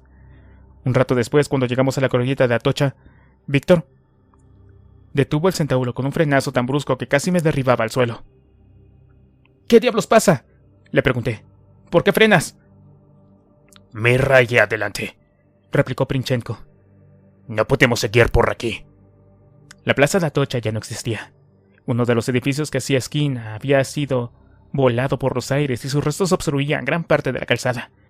En los puntos donde no había escombros, habían abierto anchas zanjas en el suelo, de varios metros de amplitud, que en aquel momento estaban llenas de agua de aspecto estancado. Para rematar la escena, varios camiones articulados yacían volcados, formando una muralla infranqueable, que partía aquel eje de la ciudad en dos. Fin del trayecto, musitó el ucraniano. ¿Y ahora qué vamos a hacer? Retrocede, mascullé. Tal vez si desandamos todo el camino y agarramos la M30 podamos llegar más lejos. O si eso no funciona, podemos intentarlo por algunas calles secundarias. Ni yo mismo me creía lo que estaba diciendo. En aquel vial tan ancho como la Castellana, el centauro tenía alguna posibilidad de avanzar. Pero en las calles secundarias, estrechas y llenas de restos de vehículos y edificios derruidos, nos quedaríamos atascados en menos que cantó un gallo. Sin embargo, no nos quedaba otra alternativa. Obedientemente, Víctor trazó una amplia curva e hizo rodar el centauro en dirección contraria. En aquella parte, el paseo de la Castellana se había transformado en el paseo del Prado, más estrecho y terriblemente lleno de árboles. Brit se las veía y se las deseaba para serpentear entre los troncos con el centauro, cada vez que un grupo de no muertos lo obligaba a cambiar de carril. No podré decir la cantidad que nos rodeaba en aquel momento, pero superaba con creces el par de miles. Si el centauro se quedaba atascado, no tendríamos la menor posibilidad. Sentía los ojos ardiendo mientras los apretaba contra el caucho del periscopio. Una gota de sudor se colocó por mi comisura y me eché hacia atrás para secarme el rostro. Cuando volví a pegar la cara al visor, un reflejo del sol sobre algo brillante llamó mi atención. Giré el periscopio hacia mi derecha y lancé un grito de advertencia. ¡Brit! ¡Detente! ¿Qué sucede?, preguntó el ucraniano alarmado. He visto algo. A la derecha. Encima de ese tejado. Le indiqué a Víctor, que a su vez miró en la misma dirección. Estábamos detenidos justo delante de la puerta principal del Museo del Prado. Entre el follaje de los árboles se podía distinguir la cúpula del cuerpo central del enorme edificio. Pero justo delante de esta, sobre el tejado, un cristal de plexiglas lanzaba destellos cada vez que el sol incidía sobre él. Si no se hubiera abierto un hueco entre las nubes justo en el momento en que pasábamos por allí, no lo habríamos visto de ninguna manera. ¿Es eso lo que creo que es?, pregunté tratando de controlar la emoción de mi voz. Si eso no es la cabina de un helicóptero, entonces yo no he pilotado ninguno en mi vida, contestó el ucraniano al cabo de unos segundos. Es un aparato pequeño, de los de cabina de burbuja. Perro demonio, sí. Sí, es un helicóptero. El corazón me comenzó a palpitar con tanta fuerza que pensé que se me saldría del pecho. Si aquel pájaro podía volar, era nuestra mejor posibilidad de salir de aquel infierno. Está posado en el tejado, dijo Víctor sin separar los ojos del visor. Y parece estar en una pieza. Pero hasta que no nos subamos en él, no sabremos si puede volar o no. Entremos en el edificio, contesté decidido. Tiraremos la puerta abajo con el centauro, y después buscaremos las escaleras de acceso al tejado. Vamos a ir muy justos para pasar entre las columnas del pórtico. Pero no se me ocurre otra opción, afirmó Princhenko, después de meditar un rato. De acuerdo, abróchate el cinturrón y sujeta bien al sargento. Esto se va a sacudir un montón. Con un bote, el centauro se subió a la acera y, guiado por Víctor, aceleró contra la puerta del Prado a toda velocidad. Cuando estábamos a tan solo un par de metros, me di cuenta de que el espacio entre las columnas era terriblemente escaso para el blindado. Pero ya era demasiado tarde para rectificar. Sonó un chirrido espantoso cuando los costados del vehículo rascaron contra las columnas del pórtico. La situada a nuestra derecha se derrumbó con un estruendo indescriptible, y enormes trozos de granito de tamaño de una lavadora cayeron sobre el techo del blindado, cuando éste finalmente chocó contra la puerta del Museo del Prado y la reventó de cuajo. Durante unos segundos, solo se oyó el golpeteo de decenas de piedras de distintos tamaños cayendo sobre el techo del centauro. Yo me sentía como si alguien me hubiera sacado por la boca todas mis tripas y después las hubiera vuelto a meter de cualquier manera dentro de mí. El arnés de seguridad me había sujetado contra el asiento, pero me apostaría doble contra nada a que debajo del neopreno tenía un buen verdugón sobre el hombro izquierdo. ¿Estás bien? La voz de Princhenko sonó junto a mis pies, reconfortantemente cálida. El ucraniano ya se había desprendido de su cinturón de seguridad y gateaba hacia la torre de mando. Perfectamente. ¿Y tú? Bueno, estoy entero, fue la parca respuesta del piloto. Salgamos de aquí antes de que se acumulen muchos de no muertos. Con extrema cautela levanté la escotilla delantera del centauro y asomé la cabeza. El impacto había sido tan grande que la mitad del vehículo se había colado dentro del vestíbulo principal del museo, mientras que la mitad trasera aún permanecía en el exterior, sepultada bajo enormes cascotes y restos de la columna que habíamos derribado. Un gigantesco trozo del pórtico, de tamaño de un auto pequeño, estaba caído justo al costado del centauro. Solté un suspiro de alivio. Si aquel enorme trozo de granito hubiera caído encima del vehículo, ni siquiera su blindaje nos habría salvado de morir aplastados. El interior del museo estaba fresco, en penumbra y sobre todo vacío. No había rastro de supervivientes, y lo más importante, ni un puñetero no muerto estaba a la vista. Eso no significaba que no pudiera haber alguno vagando por dentro del edificio, pero me hubiera apostado mi último cigarrillo a que no había ni un alma, humana o no humana, dentro del Prado. Al fin y al cabo, el enorme palacio era como una fortaleza, con sus gruesos muros de piedra y sus puertas cerradas a cal y canto. Lo más probable es que Víctor y yo fuéramos los primeros visitantes del edificio desde que se cerró a causa de la cuarentena. El chasis del centauro y los escombros bloqueaban la puerta de acceso e impedían la entrada de los no muertos del exterior. Como pude comprobar con alivio, me volví hacia el interior y me pasé el brazo del sargento Fernández sobre mis hombros para sacarlo de ahí. «Vamos, sargento. Aguante solo un poco más», le animé. «Hay un helicóptero en la azotea y vamos a salir de aquí». «Guarda tu aliento», dijo Víctor quedamente mientras le levantaba un párpado al sargento y observaba fijamente su pupila. «¿Está muerto?». Consternado, apoyé con delicadeza el cuerpo del sargento sobre el asiento del conductor. Recordé el entusiasmo con el que había hablado del centauro minutos antes de ser acribillado a balazos por Marcelo. Mentalmente reconocí que, en efecto, aquel vehículo era soberbio y probablemente nos había salvado la vida. Ahora, aquel centauro en particular sería su ataúd. Le abroché el cuello de la guerrera, empapada con su propia sangre, y con su pañuelo de cuello le limpié la mugre del rostro. Aquel hombre había sido un valiente y se merecía viajar a la eternidad con dignidad. Con una última mirada al cuerpo del militar, salí del centauro arrastrando detrás de mí una de las pesadas mochilas llenas de medicamentos. Víctor estaba fuera del vehículo, con la otra mochila a sus pies, y permanecía embobado mirando a su alrededor. A pocos metros de nosotros las taquillas dormían, abandonadas y solitarias, mientras sobre las pilas de folletos y guías se acumulaba una gruesa capa de polvo. «Es una pena lo de este sitio», comentó pensativamente el ucraniano. «El día menos pensado va a haber un incendio. La mitad de la ciudad arderá hasta los cimientos sin que nadie haga frente al fuego. Y entonces, todo lo que hay aquí dentro se convertirá en ceniza. Es una jodida pena, ¿no crees?». Me quedé en silencio por unos instantes. De pronto, siguiendo un súbito impulso, comencé a caminar hacia el interior del edificio a pasos apresurados. Víctor, confundido, me siguió a corta distancia. «¿A dónde vas?», me preguntó con los ojos muy abiertos. «Los accesos a la terraza son por aquí». «Será solo un minuto», le respondí sin dar más detalles. «¿Puedes dejarme tu cuchillo, por favor?». «¿Mi cuchillo?». «Sí, claro», dijo el ucraniano sorprendido mientras me lo pasaba. «¿Pero para qué?». «Solo un instante, Prit. Te lo prometo», dije mientras tomaba el puñal que Víctor me alcanzaba. Mi cabeza pensaba a toda velocidad. Era imposible salvar todos aquellos cuadros, pero al menos podría llevarme uno o dos. La pregunta que me hacía era cuáles, de entre toda la enorme colección del museo. Nos habíamos metido en las salas del siglo XVII. Colgadas desde la pared, las meninas nos contemplaban tristemente, como adivinando que en muy poco tiempo serían pasto de las llamas. Desalentado comprendí que cualquier cuadro de aquella planta era demasiado grande para que no me lo pudiera llevar. Incluso, aunque lo desmontara del marco. De golpe me fijé en un rincón donde había un óleo de muy pequeño tamaño.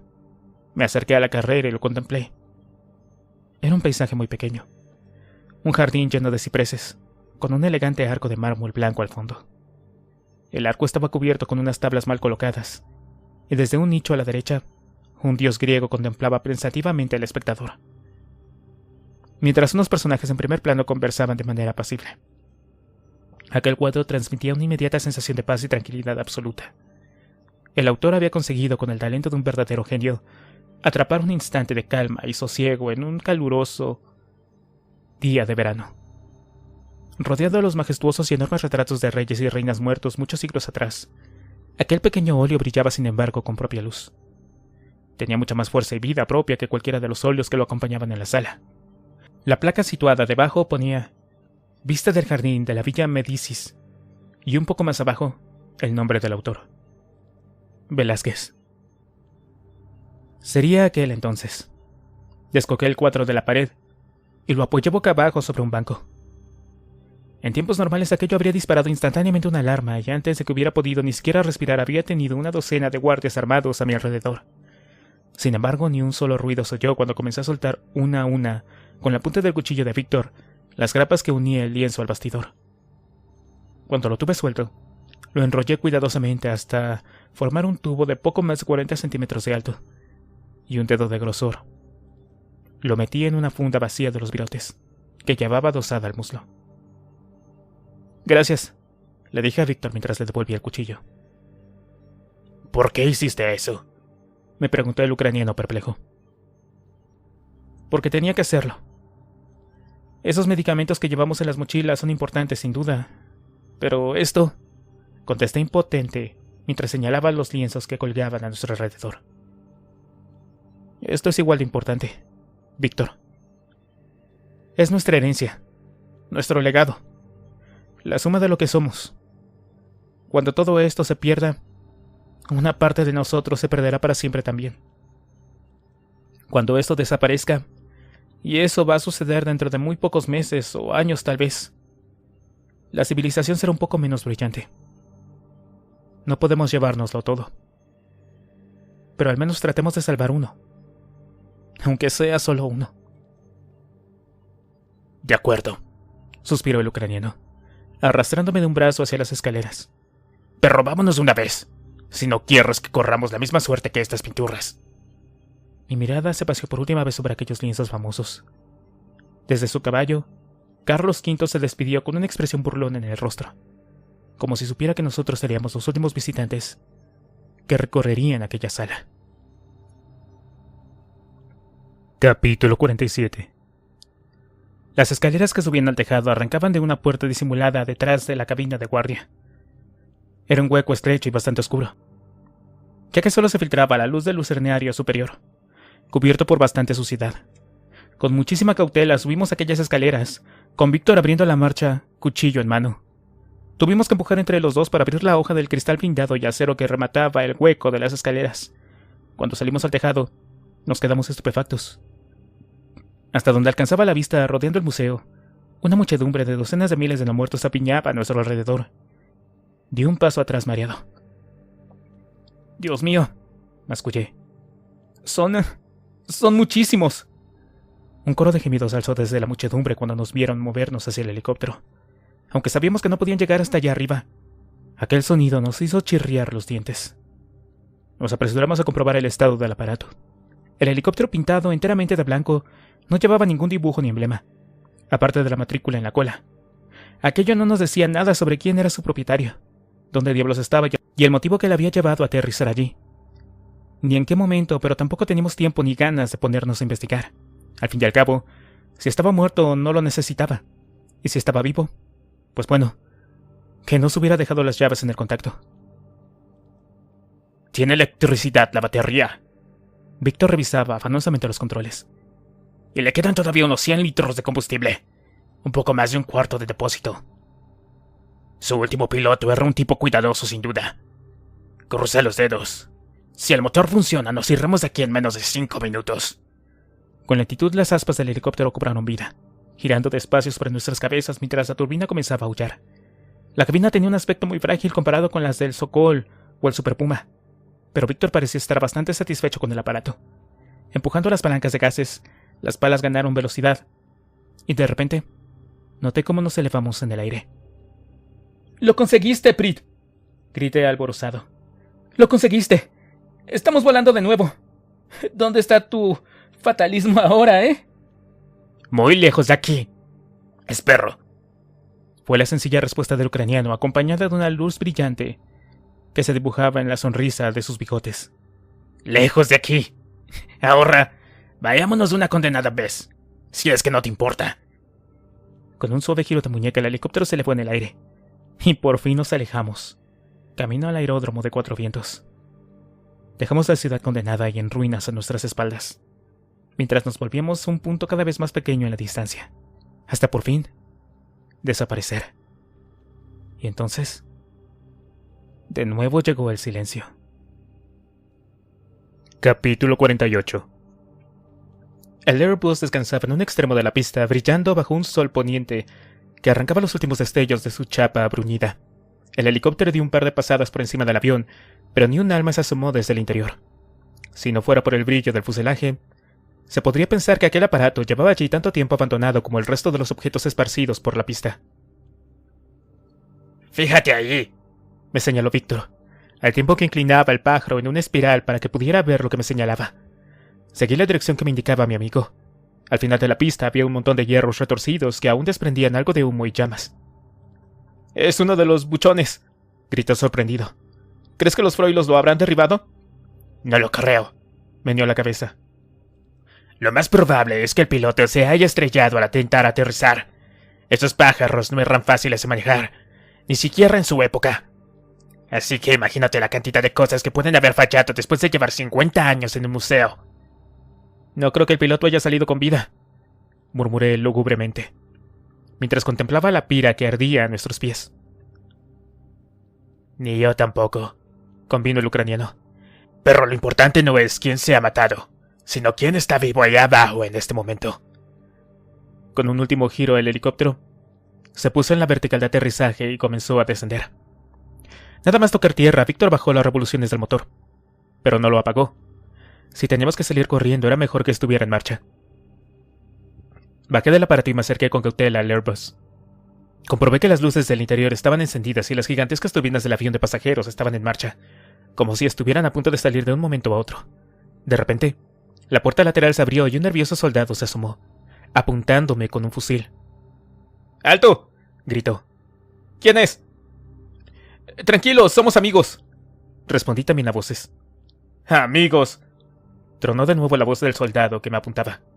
¿Amigos de quién? Por el tono de su voz, adiviné que estaba terriblemente nervioso. Y eso, cuando alguien te está apuntando con un arma, no es nada bueno. Miles de personas muertas a lo largo de la historia a causa de un dedo inquieto en el gatillo respaldarían esta afirmación, así que medité por un segundo mi respuesta. Antes de contestar, había dos opciones y solo una era la correcta. ¡República!, grité, jugándome el todo por el todo. ¡Amigos de la República! Contuve el aliento, esperando el resultado de mi apuesta. Si los Froilos infiltrados en el equipo del avión habían conseguido tomar el control del aparato, lo que me esperaba era una lluvia de balas y la muerte en medio de la pista de Cuatro Vientos. Si por el contrario eran los republicanos quienes estaban a bordo, aún teníamos una posibilidad. El soldado se relajó ostensiblemente y bajó el arma. La descarga de adrenalina que sentí fue tan grande que casi caí redondo en medio de la pista. A cara o cruz. Y había salido cara. Una vez más. ¿Y dónde está el resto del equipo? ¿Y dónde está el comandante?, preguntó atropelladamente el soldado, al que ya podía ver mejor. Era un chico muy joven, poco más que un adolescente. Tenemos un grupo de Froilos infiltrados entre nosotros.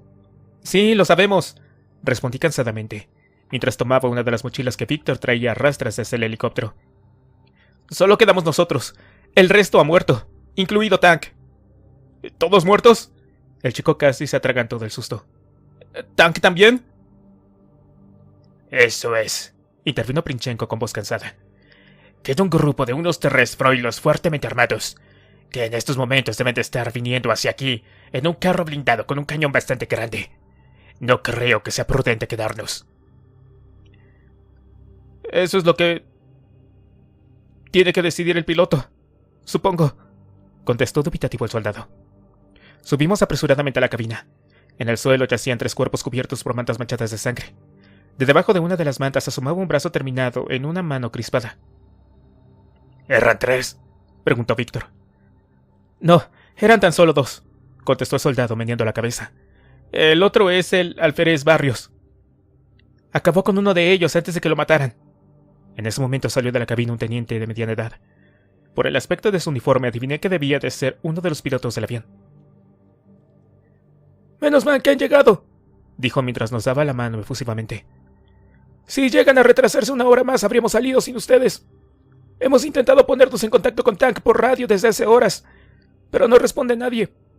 Cuando esos 2 cabrones intentaron secuestrar el avión, imaginamos que algo similar debía de haber ocurrido con el equipo de tierra». «Sí, más o menos», respondí, mientras recordaba que el operador de radio se había despeñado cuando cayeron las escaleras de acceso.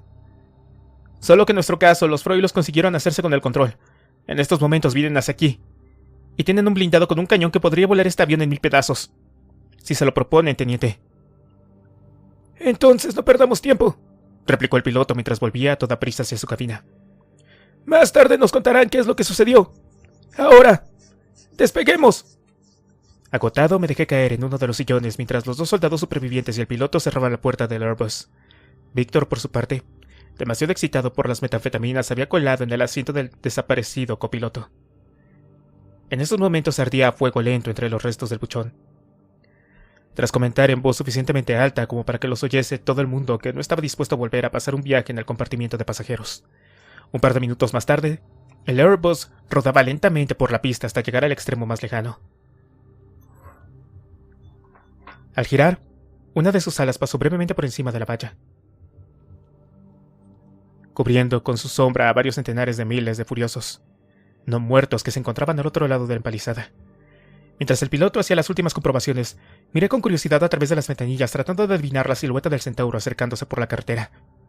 Pero lo único que pude ver era una marea interminable de no muertos. Descubrir que el avión se había ido sin ellos sería un trago muy amargo para Marcelo, Pauli y Broto sin duda, y probablemente una condena de muerte. Sin casi municiones ni provisiones, y en medio de ninguna parte, sus posibilidades eran mínimas.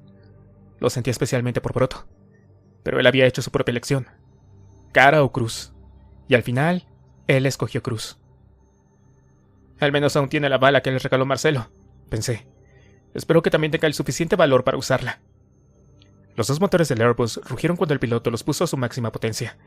Entre una sinfonía de ruidos y crujidos, el avión aceleró por la pista sacudiéndose con fuerza, hasta que milagrosamente se elevó en el aire, salvando la valla del otro extremo por menos de medio metro de distancia. Al cabo de 10 minutos, el avión se estabilizó a 5000 metros de altura y comenzó su viaje de 2 horas de vuelta a Tenerife. Demasiado excitado por las drogas, no fui capaz de conciliar el sueño. Además, me sentía eufórico por estar vivo y de vuelta en casa. Mi mente divagaba, pensando en el recibimiento de héroes que nos darían. Víctor había limpiado su reputación. Llevábamos 2 mochilas con medicamentos suficientes para abastecer una farmacia y yo tenía una chica preciosa esperándome en casa. Todo al final era perfecto. Le di una palmada a la funda de mi pernera, donde reposaba a buen recaudo el Velázquez, que había rescatado del prado. Podía imaginarme la cara de estupefacción que pondría Lucía cuando le regalara aquel cuadro único, para colgar en la pared de nuestro salón. Sonreí satisfecho, mientras se acurrucaba en mi asiento. Lo único que quedaba de mi alma. Lucía estaría encantada. Capítulo 49. Tenerife.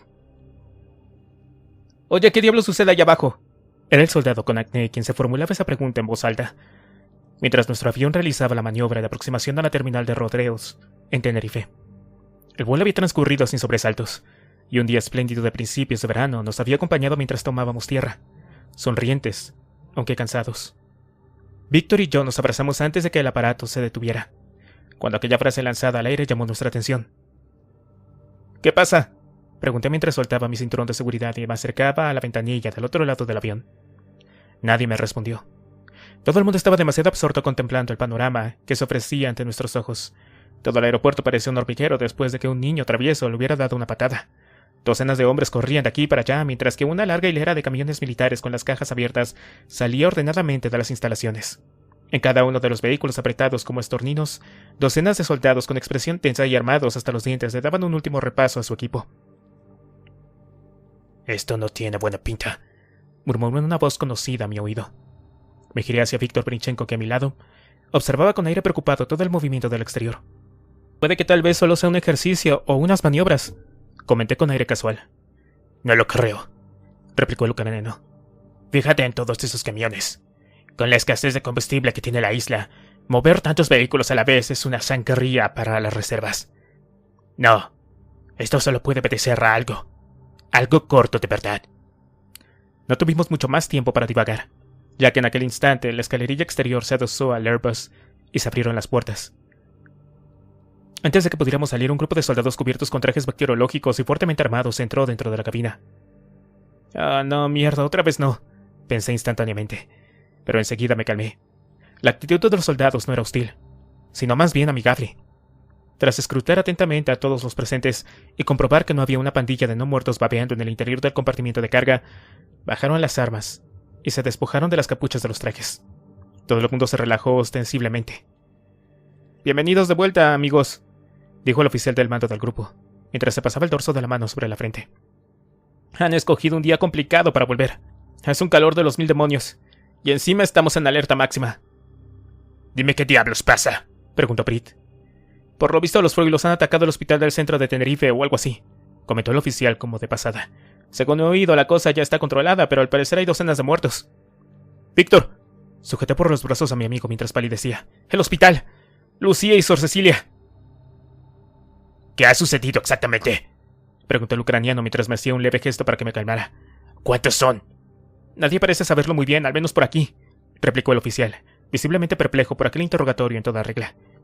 «Hay quien dice que el objetivo podría ser el laboratorio bacteriológico del hospital, pero yo creo que lo más probable es que hayan intentado asaltar la farmacia. Todo el mundo sabe que hoy el día los medicamentos valen una fortuna». Su mirada se posó en ese momento en las mochilas repletas que descansaban en medio del pasillo y automáticamente un brillo codicioso apareció en sus ojos. «¿Y qué tal les ha ido a ustedes, chicos? ¿Solo traen estos 2 bultos? ¿Dónde está este viejo cabrón de Tank?». Por toda respuesta guardamos silencio. La expresión del oficial pasó de la codicia a la incredulidad. «¿Tank?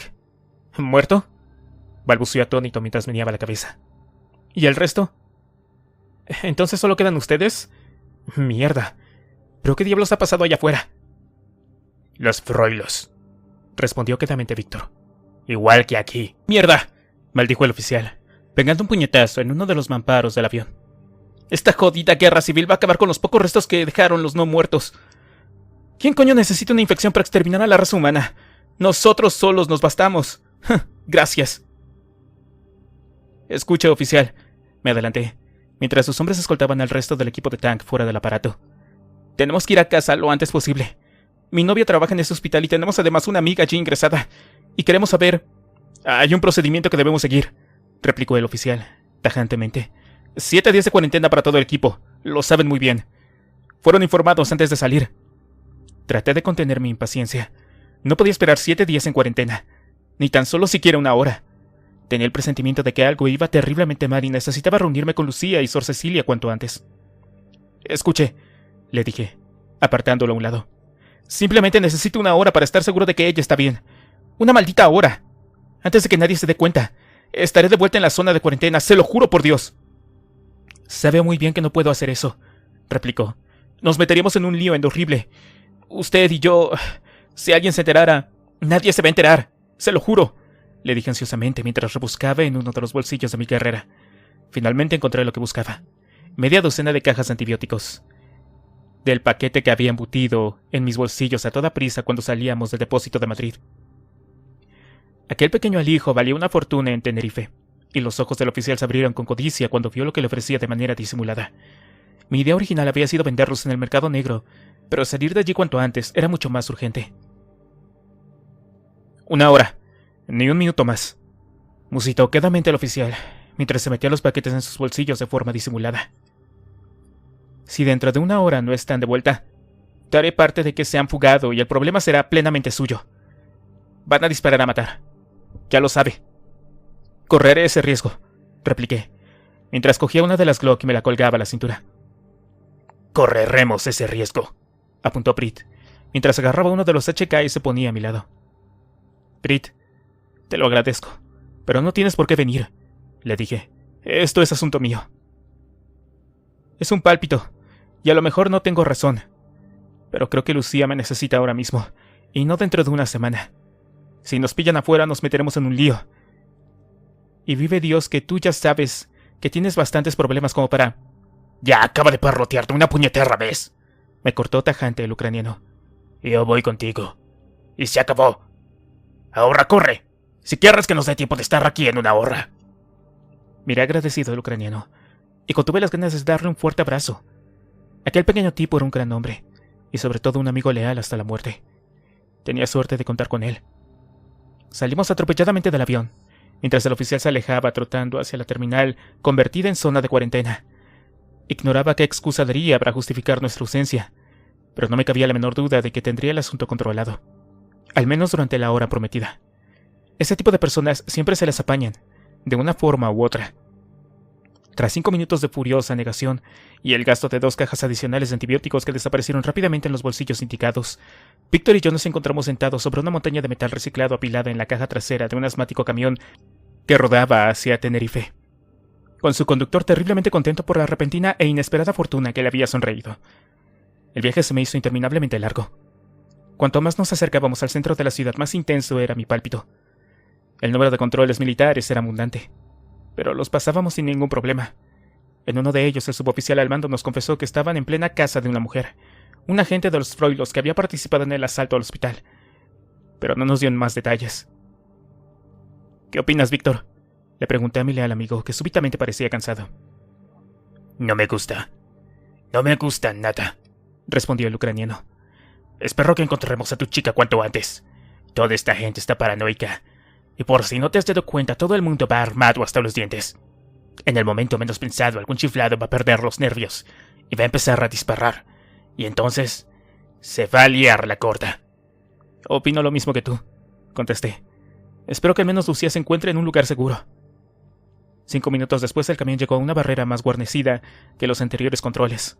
En aquel checkpoint, además de una compañía de soldados y guardias civiles, había aparcadas un par de tanquetas e incluso un nido de ametralladoras. «El viaje se acaba aquí», nos dijo el conductor del camión tras conversar brevemente con uno de los oficiales al mando del control. «Toda la ciudad alrededor del hospital es un radio de 1000 metros. Ha sido evacuada y no permiten pasar más allá». «¿Por qué?», pregunté mientras bajábamos del camión. «¿Qué diablos ha pasado?». «Ni idea», replicó el conductor con expresión asustada. «Por lo visto, los Froilos han asaltado un laboratorio médico, o algo por el estilo, y creen que se puede haber liberado algún germen o algo así. ¿Es que esa gente no ha aprendido nada de lo que nos ha pasado? Solo un imbécil se le ocurriría asaltar un laboratorio después de la TSJ. Por Dios». El conductor encendió un cigarrillo con manos temblorosas, mientras seguía murmurando por lo bajo. Al hacerlo, apoyó sobre el asiento de la cabina un pasquín que a la oficina de la barrera le había entregado. Con una terrible sensación de déjà vu, estiré la mano y tomé aquel papel. Era una fotocopia algo borrosa de la fotografía de un carnet, hecha de manera apresurada.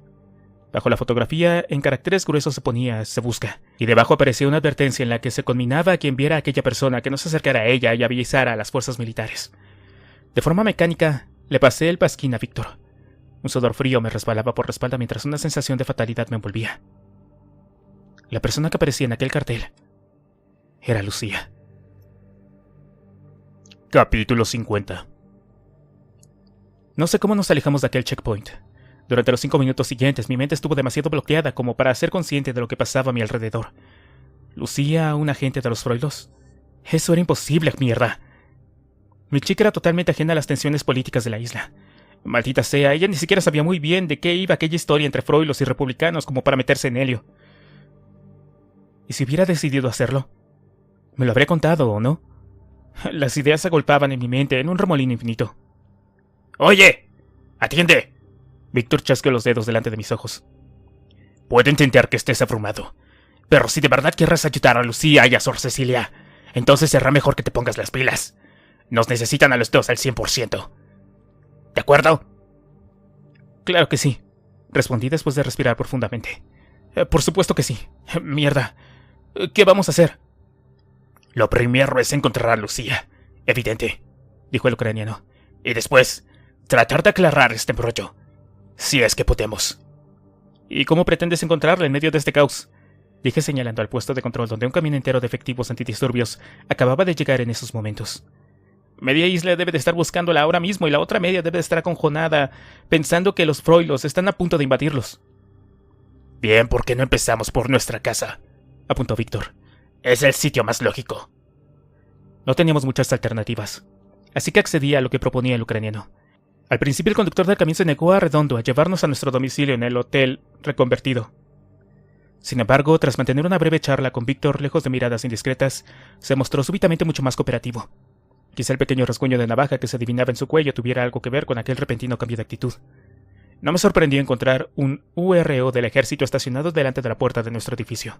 Un par de soldados haraganeaban apoyados en el capó del vehículo, mientras otro leía una revista manoseada y sucia en el asiento del conductor.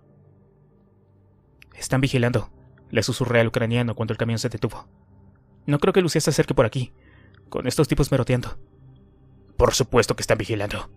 ¿Qué te pensabas?», contestó Prit, mientras se apeaba del camión. «Y seguro que no vamos a encontrar a Lucía sentada en el sofá de casa leyendo a Tolstoy. Idiota. Pero al menos espero que podamos sacar algo limpio ahí arriba para atender qué diablos está pasando». Cruzamos la entrada sin atraer más que una breve mirada de los soldados que montaban guardia. Al fin y al cabo, ellos buscaban a una chica morena de 17 años y allí tan solo veían a un tipo espigado con cara de sufrimiento y a otro tipo rubio y bajito con bigotes. Al pasar por delante de la portería, alguien abrió la puerta de golpe y se asomó al exterior. Tuve el tiempo exacto de agarrar a Princhenko por la camisa y arrastrarlo conmigo detrás de un polvoriento macetero donde crecía un potus asilvestrado lo suficientemente grande como para ocultarnos. Un rectángulo de luz salía de la puerta abierta, junto con un fuerte olor a col cocida. Reconocí a la vigilante del bloque, una vieja chismosa por siempre, que nos había mirado con desconfianza. La mujer escudriñó con ojos miopes el vestíbulo en penumbra. ¿Hay alguien ahí?, gritó con voz chirriante. Víctor y yo contuvimos el aliento. Si aquella entrometida nos veía, daría la alarma y tendríamos que dar unas explicaciones que no teníamos a la guardia armada que estaba postada en el exterior.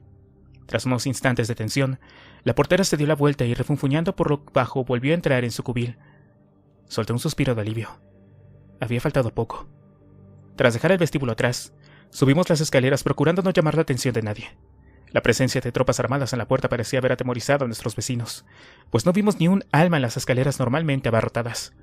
Cuando llegamos a nuestro piso, no me sorprendió encontrar la puerta de acceso destrozada. El interior parecía haber sido arrasado por un huracán. Alguien había registrado a fondo la vivienda, y sin contemplaciones de ningún tipo. No quedaba nada en su sitio, e incluso habían rasgado los colchones y los cojines en búsqueda de sabe Dios qué. De pie en medio de aquella devastación me sentí completamente desolado. Si Lucía había dejado algún tipo de pista o indicación de lo que había pasado, sin duda, ya lo habrían encontrado. Por el rabillo del ojo capté un movimiento fugaz en la puerta.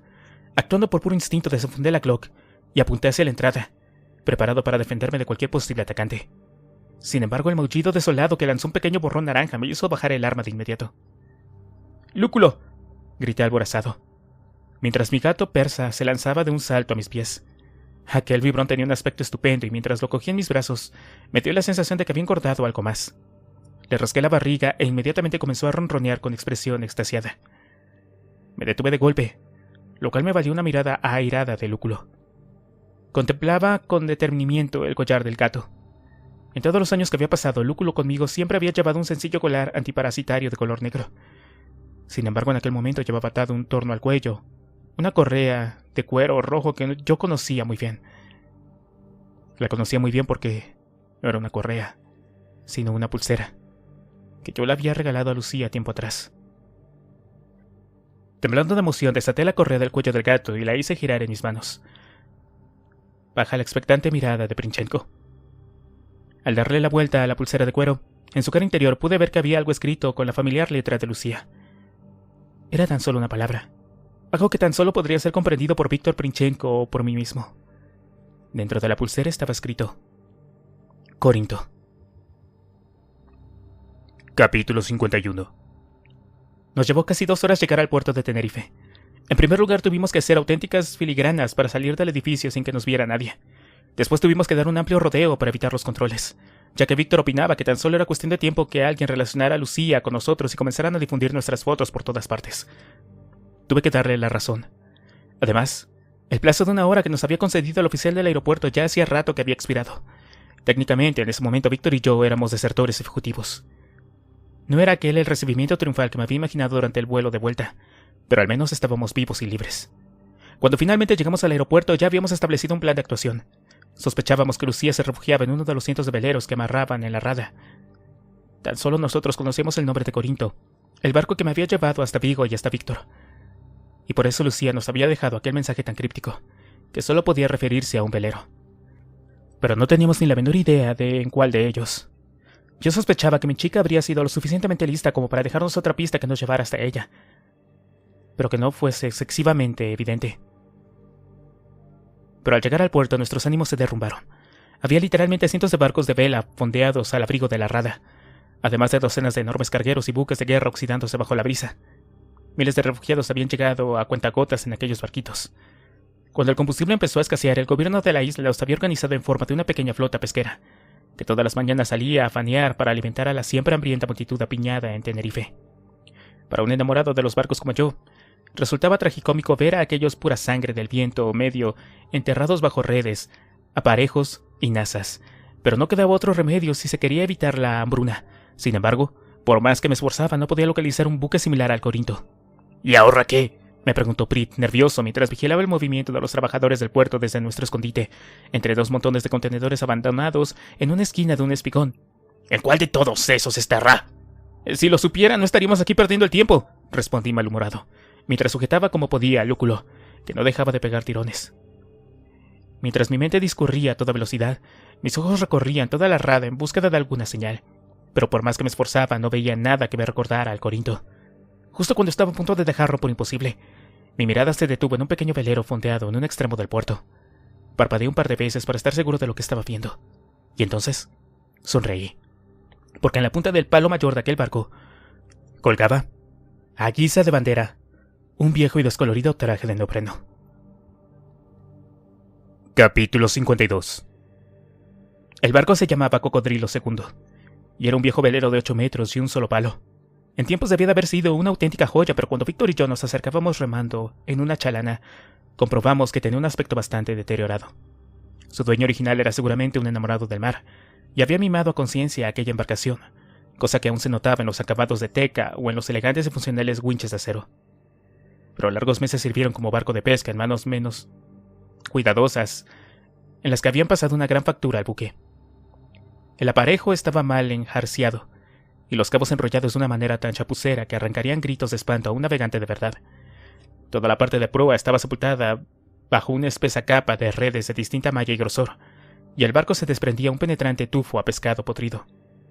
Si Lucía había decidido refugiarse allí, no me cabía la menor duda de que había sido una solución excelente. Cualquiera pasaría de largo antes de subirse a aquel montón de basura flotante. Con un golpe de remo, abarloamos el bote junto al velero y subimos a bordo. El desorden era terrorífico. Habían transformado la mitad delantera de la cabina en una bodega para acumular las capturas. Desde la puerta solo se veía un montón de cajas blancas de plástico apiladas de cualquier manera y un colchón mugriento tirado en el suelo. «Aquí no hay nadie», dijo Prit con desaliento. «No creo que...». Antes de que pudiera acabar la frase, Lúculo saltó a bordo del Cocodrilo II y se coló como una flecha entre las cajas de plástico situadas al fondo. Sonó un gemido ahogado de sorpresa y de repente, una mano que conocía muy bien empujó a uno de los montones de cajas. De pie delante de nosotros, y con un alborazado lúculo en el regazo, Lucía nos contemplaba con lágrimas de alivio en los ojos. Busqué con mis manos la de Lucía, y ella me devolvió el apretón con fuerza y en silencio. Nos mantuvimos así unos segundos demasiado emocionados para decir nada hasta que Brit carraspeó para llamar nuestra atención. «Lamento interrumpir el reencuentro, pero tenemos muchas cosas que hacer», dijo el ucraniano con cierta urgencia en la voz. «Nos están buscando, y aún no sabemos cómo está Sor Cecilia. Tal vez deberíamos...». «Ay, Víctor». Lucía soltó mis brazos y abrazó al ucraniano. Había auténtico dolor en su voz, que se quebró cuando empezó a llorar. «Víctor, lo lamento tanto. Ellos la mataron delante de mí. Fue horrible». «Tranquila, tranquila», acertó a decir Princhenko, mientras le daba unos torpes golpecitos en la espalda. El ucraniano había palidecido intensamente y sus pupilas parecían dos canicas negras. Si conocía bien a mi amigo, quienquiera que fuera el que había matado a la monja, se había ganado un enemigo mortal. Lucía se deshació de Víctor y entre sollozos nos contó atropelladamente la odisea que había vivido durante los últimos 2 días, desde que entró en el hospital hasta que, huyendo de forma atolondrada, se le ocurrió refugiarse en un barco del puerto. ¿Cómo sabías que nadie te iba a encontrar aquí? ¿Y la tripulación del barco? Le pregunté mientras la abrazaba con fuerza. Están ingresados en el hospital por botulismo. Comieron conservas en mal estado, contestó Lucía entre hipidos. Eran pacientes de mi ala. Sabía que hasta dentro de 15 días por lo menos no volverían por aquí. ¿Y si no te hubiéramos encontrado? ¿Qué habrías hecho? Lucía dejó de llorar y una triste sonrisa iluminó su cara. Mientras me tomaba las manos me plantó un largo beso en los labios.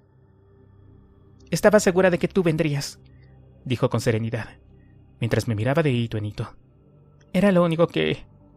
No había duda en mi cabeza. No hay nada en el mundo que pueda acabar con nosotros, ni con ustedes, ni vivos o muertos. Sabía que llegarías. Abracé con furia a mi chica, mientras una tormenta de emociones se disparaba en mi interior. No permitiría que nada le pasara, bajo ningún concepto. Haría lo que fuera necesario para protegerla. Me volví hacia Víctor.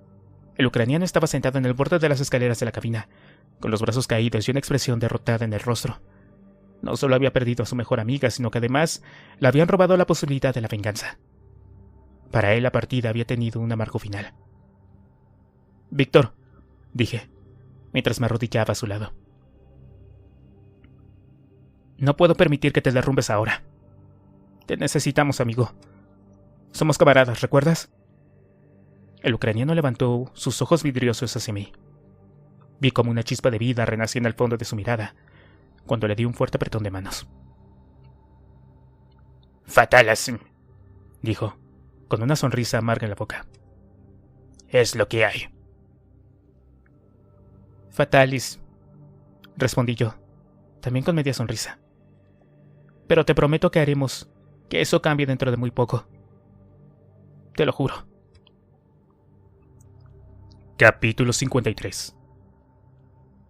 5 horas más tarde, coincidiendo con el alba, la flota pesquera de Tenerife levó anclas en dirección a los calderos situados a tan solo unas cuantas millas náuticas. Desde la orilla, la imagen de cientos de veleros desplegando sus velas sobre un mar tenuemente iluminado constituía una estampa inolvidable. Un observador avesado podría haberse dado cuenta de que uno de los veleros navegaba con el aparejo bastante ceñido, por el lado de Sotavento, como si estuviera a punto de participar en una regata, mientras que sus tripulantes se afanaban por la cubierta tensando cabos. Cuando al cabo de 2 horas los barcos llegaron al caladero, aquel velero no largó las redes, como el resto. En vez de eso soltó más trapo y con la brisa matutina hinchando el spinnaker de proa, puso rumbo hacia la isla de Gran Canaria. Nadie en la flota pareció darse cuenta mientras el velero se alejaba. Poco a poco, fue haciéndose más pequeño en el horizonte, hasta que por fin desapareció. Capítulo 54. En algún lugar a 2 millas frente a la costa de Senegal. Marcel Mbalo tenía 12 años y su primo Yaya 14. Ambos habían salido en su barca de pesca muy temprano esa mañana, para aprovechar los vientos alisios del amanecer, aunque su larga piragua disponía de un ruidoso y viejo motor fuera a borda. Su tío les había prohibido usarlo salvo en caso de extrema necesidad, ya que casi no quedaba gasolina en la aldea. Así que Yaya y él tenían que remar con fuerza todas las mañanas para alejarse de los rompientes de la playa, y después largar las velas hasta llegar a las zonas donde había pesca. Para Marcel aquella vida era excitante. Hasta apenas un año antes, los hombres de la aldea no hubieran permitido que 2 niños salieran a faenear solos en una de las preciosas barcas de pesca, pero en aquel momento no había otra alternativa. La mayoría de los hombres habían sido reclutados a la fuerza por el ejército. Cuando los demonios habían salido del infierno y se habían apoderado de las almas de muchos vivos, y dado que ninguno había vuelto, casi no quedaban adultos en edad de trabajar en la aldea. Los pocos que quedaban estaban montando guardia de forma permanente en el pequeño puente que atravesaban las ciénagas, y que era el único acceso a la península de Gor, donde estaba su aldea. El tío de Marcel decía que estar aislados era una bendición de Alá, pero Marcel y Yaya no comprendían qué ventaja podía tener el vivir en un sitio tan remoto, a cientos de kilómetros de la ciudad más cercana. Eran poco más de 200 personas en la aldea, entre hombres, mujeres y niños, y vivían de la pesca y de los cultivos en torno al poblado. No pasaban hambre, pero tampoco se podían permitir excesos. Y por las noches les obligaban a dormir a todos dentro del edificio de la antigua escuela, cosa que les parecía muy divertida. Yaya manejaba la caña del timón, mientras Marcel tensaba la pequeña vela latina que impulsaba la piragua. Su mente divagaba mirando al horizonte, cuando le pareció ver una mancha blanca moviéndose a lo lejos. Poco después aquella mancha blanca se transformó en un barco de vela que parecía acercarse velozmente a ellos. Marcel le señaló a Yaya aquel velero. En aquellas circunstancias, un hombre maduro y precavido hubiera dado la vuelta y se habría alejado a toda vela del barco desconocido. Pero Marcel y Yaya eran apenas unos adolescentes sin sentido del peligro. Así que, arrastrados por su curiosidad, dejaron que la piragua fuera derivando lentamente hacia el velero. Cuando estuvieron a poco más de 100 metros de distancia, Marcel echó mano de forma inconsciente al gigris, el amuleto contra los demonios que llevaba colgado al cuello. Aquel barco le daba miedo. El velero parecía haber pasado a través de una tempestad feroz. El palo mayor estaba quebrado a media altura y la bañera de popa estaba inundada de agua de mar. El timón, abandonado, rodaba libremente impulsado por el viento. No se veía ni un alma a bordo. Marcel gritó un par de veces, pero nadie apareció en cubierta. Cuando Yaya abarló la piragua al lado del velero, Marcel saltó a bordo, sujetando con fuerza el pequeño machete que utilizaba para descabezar el pescado. El pequeño pescador sintió de inmediato ganas de salir corriendo de aquel barco de aspecto siniestro y arruinado, pero su primo mayor estaba delante observándolo expectante. Si demostraba que tenía miedo, más tarde tendría que aguantar las burlas de los otros niños del pueblo. Tragando saliva, empujó con la mano libre la puerta entornada que daba acceso a la cabina interior del velero. El camarote parecía estar desierto. Un fusil de asalto negro reposaba sobre la mesa, al lado de un cuchillo de grandes dimensiones. Marcel se acercó con cuidado, pisando una capa de cristales rotos que alfombraban el suelo. Sobre uno de los asientos había una pintura que le llamó la atención. Era un paisaje de un jardín, con una estatua y unos hombres blancos hablando tranquilamente en primer plano. A Marcel aquella pintura le pareció bastante fea, así que la desechó y la dejó caer al suelo lleno de agua de mar, donde quedó flotando boca abajo. Después de revisar toda la cabina, comprobó que estaba desierta. Al salir, recogió el fusil de asalto y el cuchillo. Satisfecho con el botín y pensando en la cara que pondría Yaya cuando viera todo aquello, se giró para echar un último vistazo al interior del barco abandonado. Desde una esquina, colgado de una percha sujeta al techo, un viejo traje de neopreno lo observaba, meciéndose al compás de las olas. Pontevedra, julio de 2009. Fin del libro 2.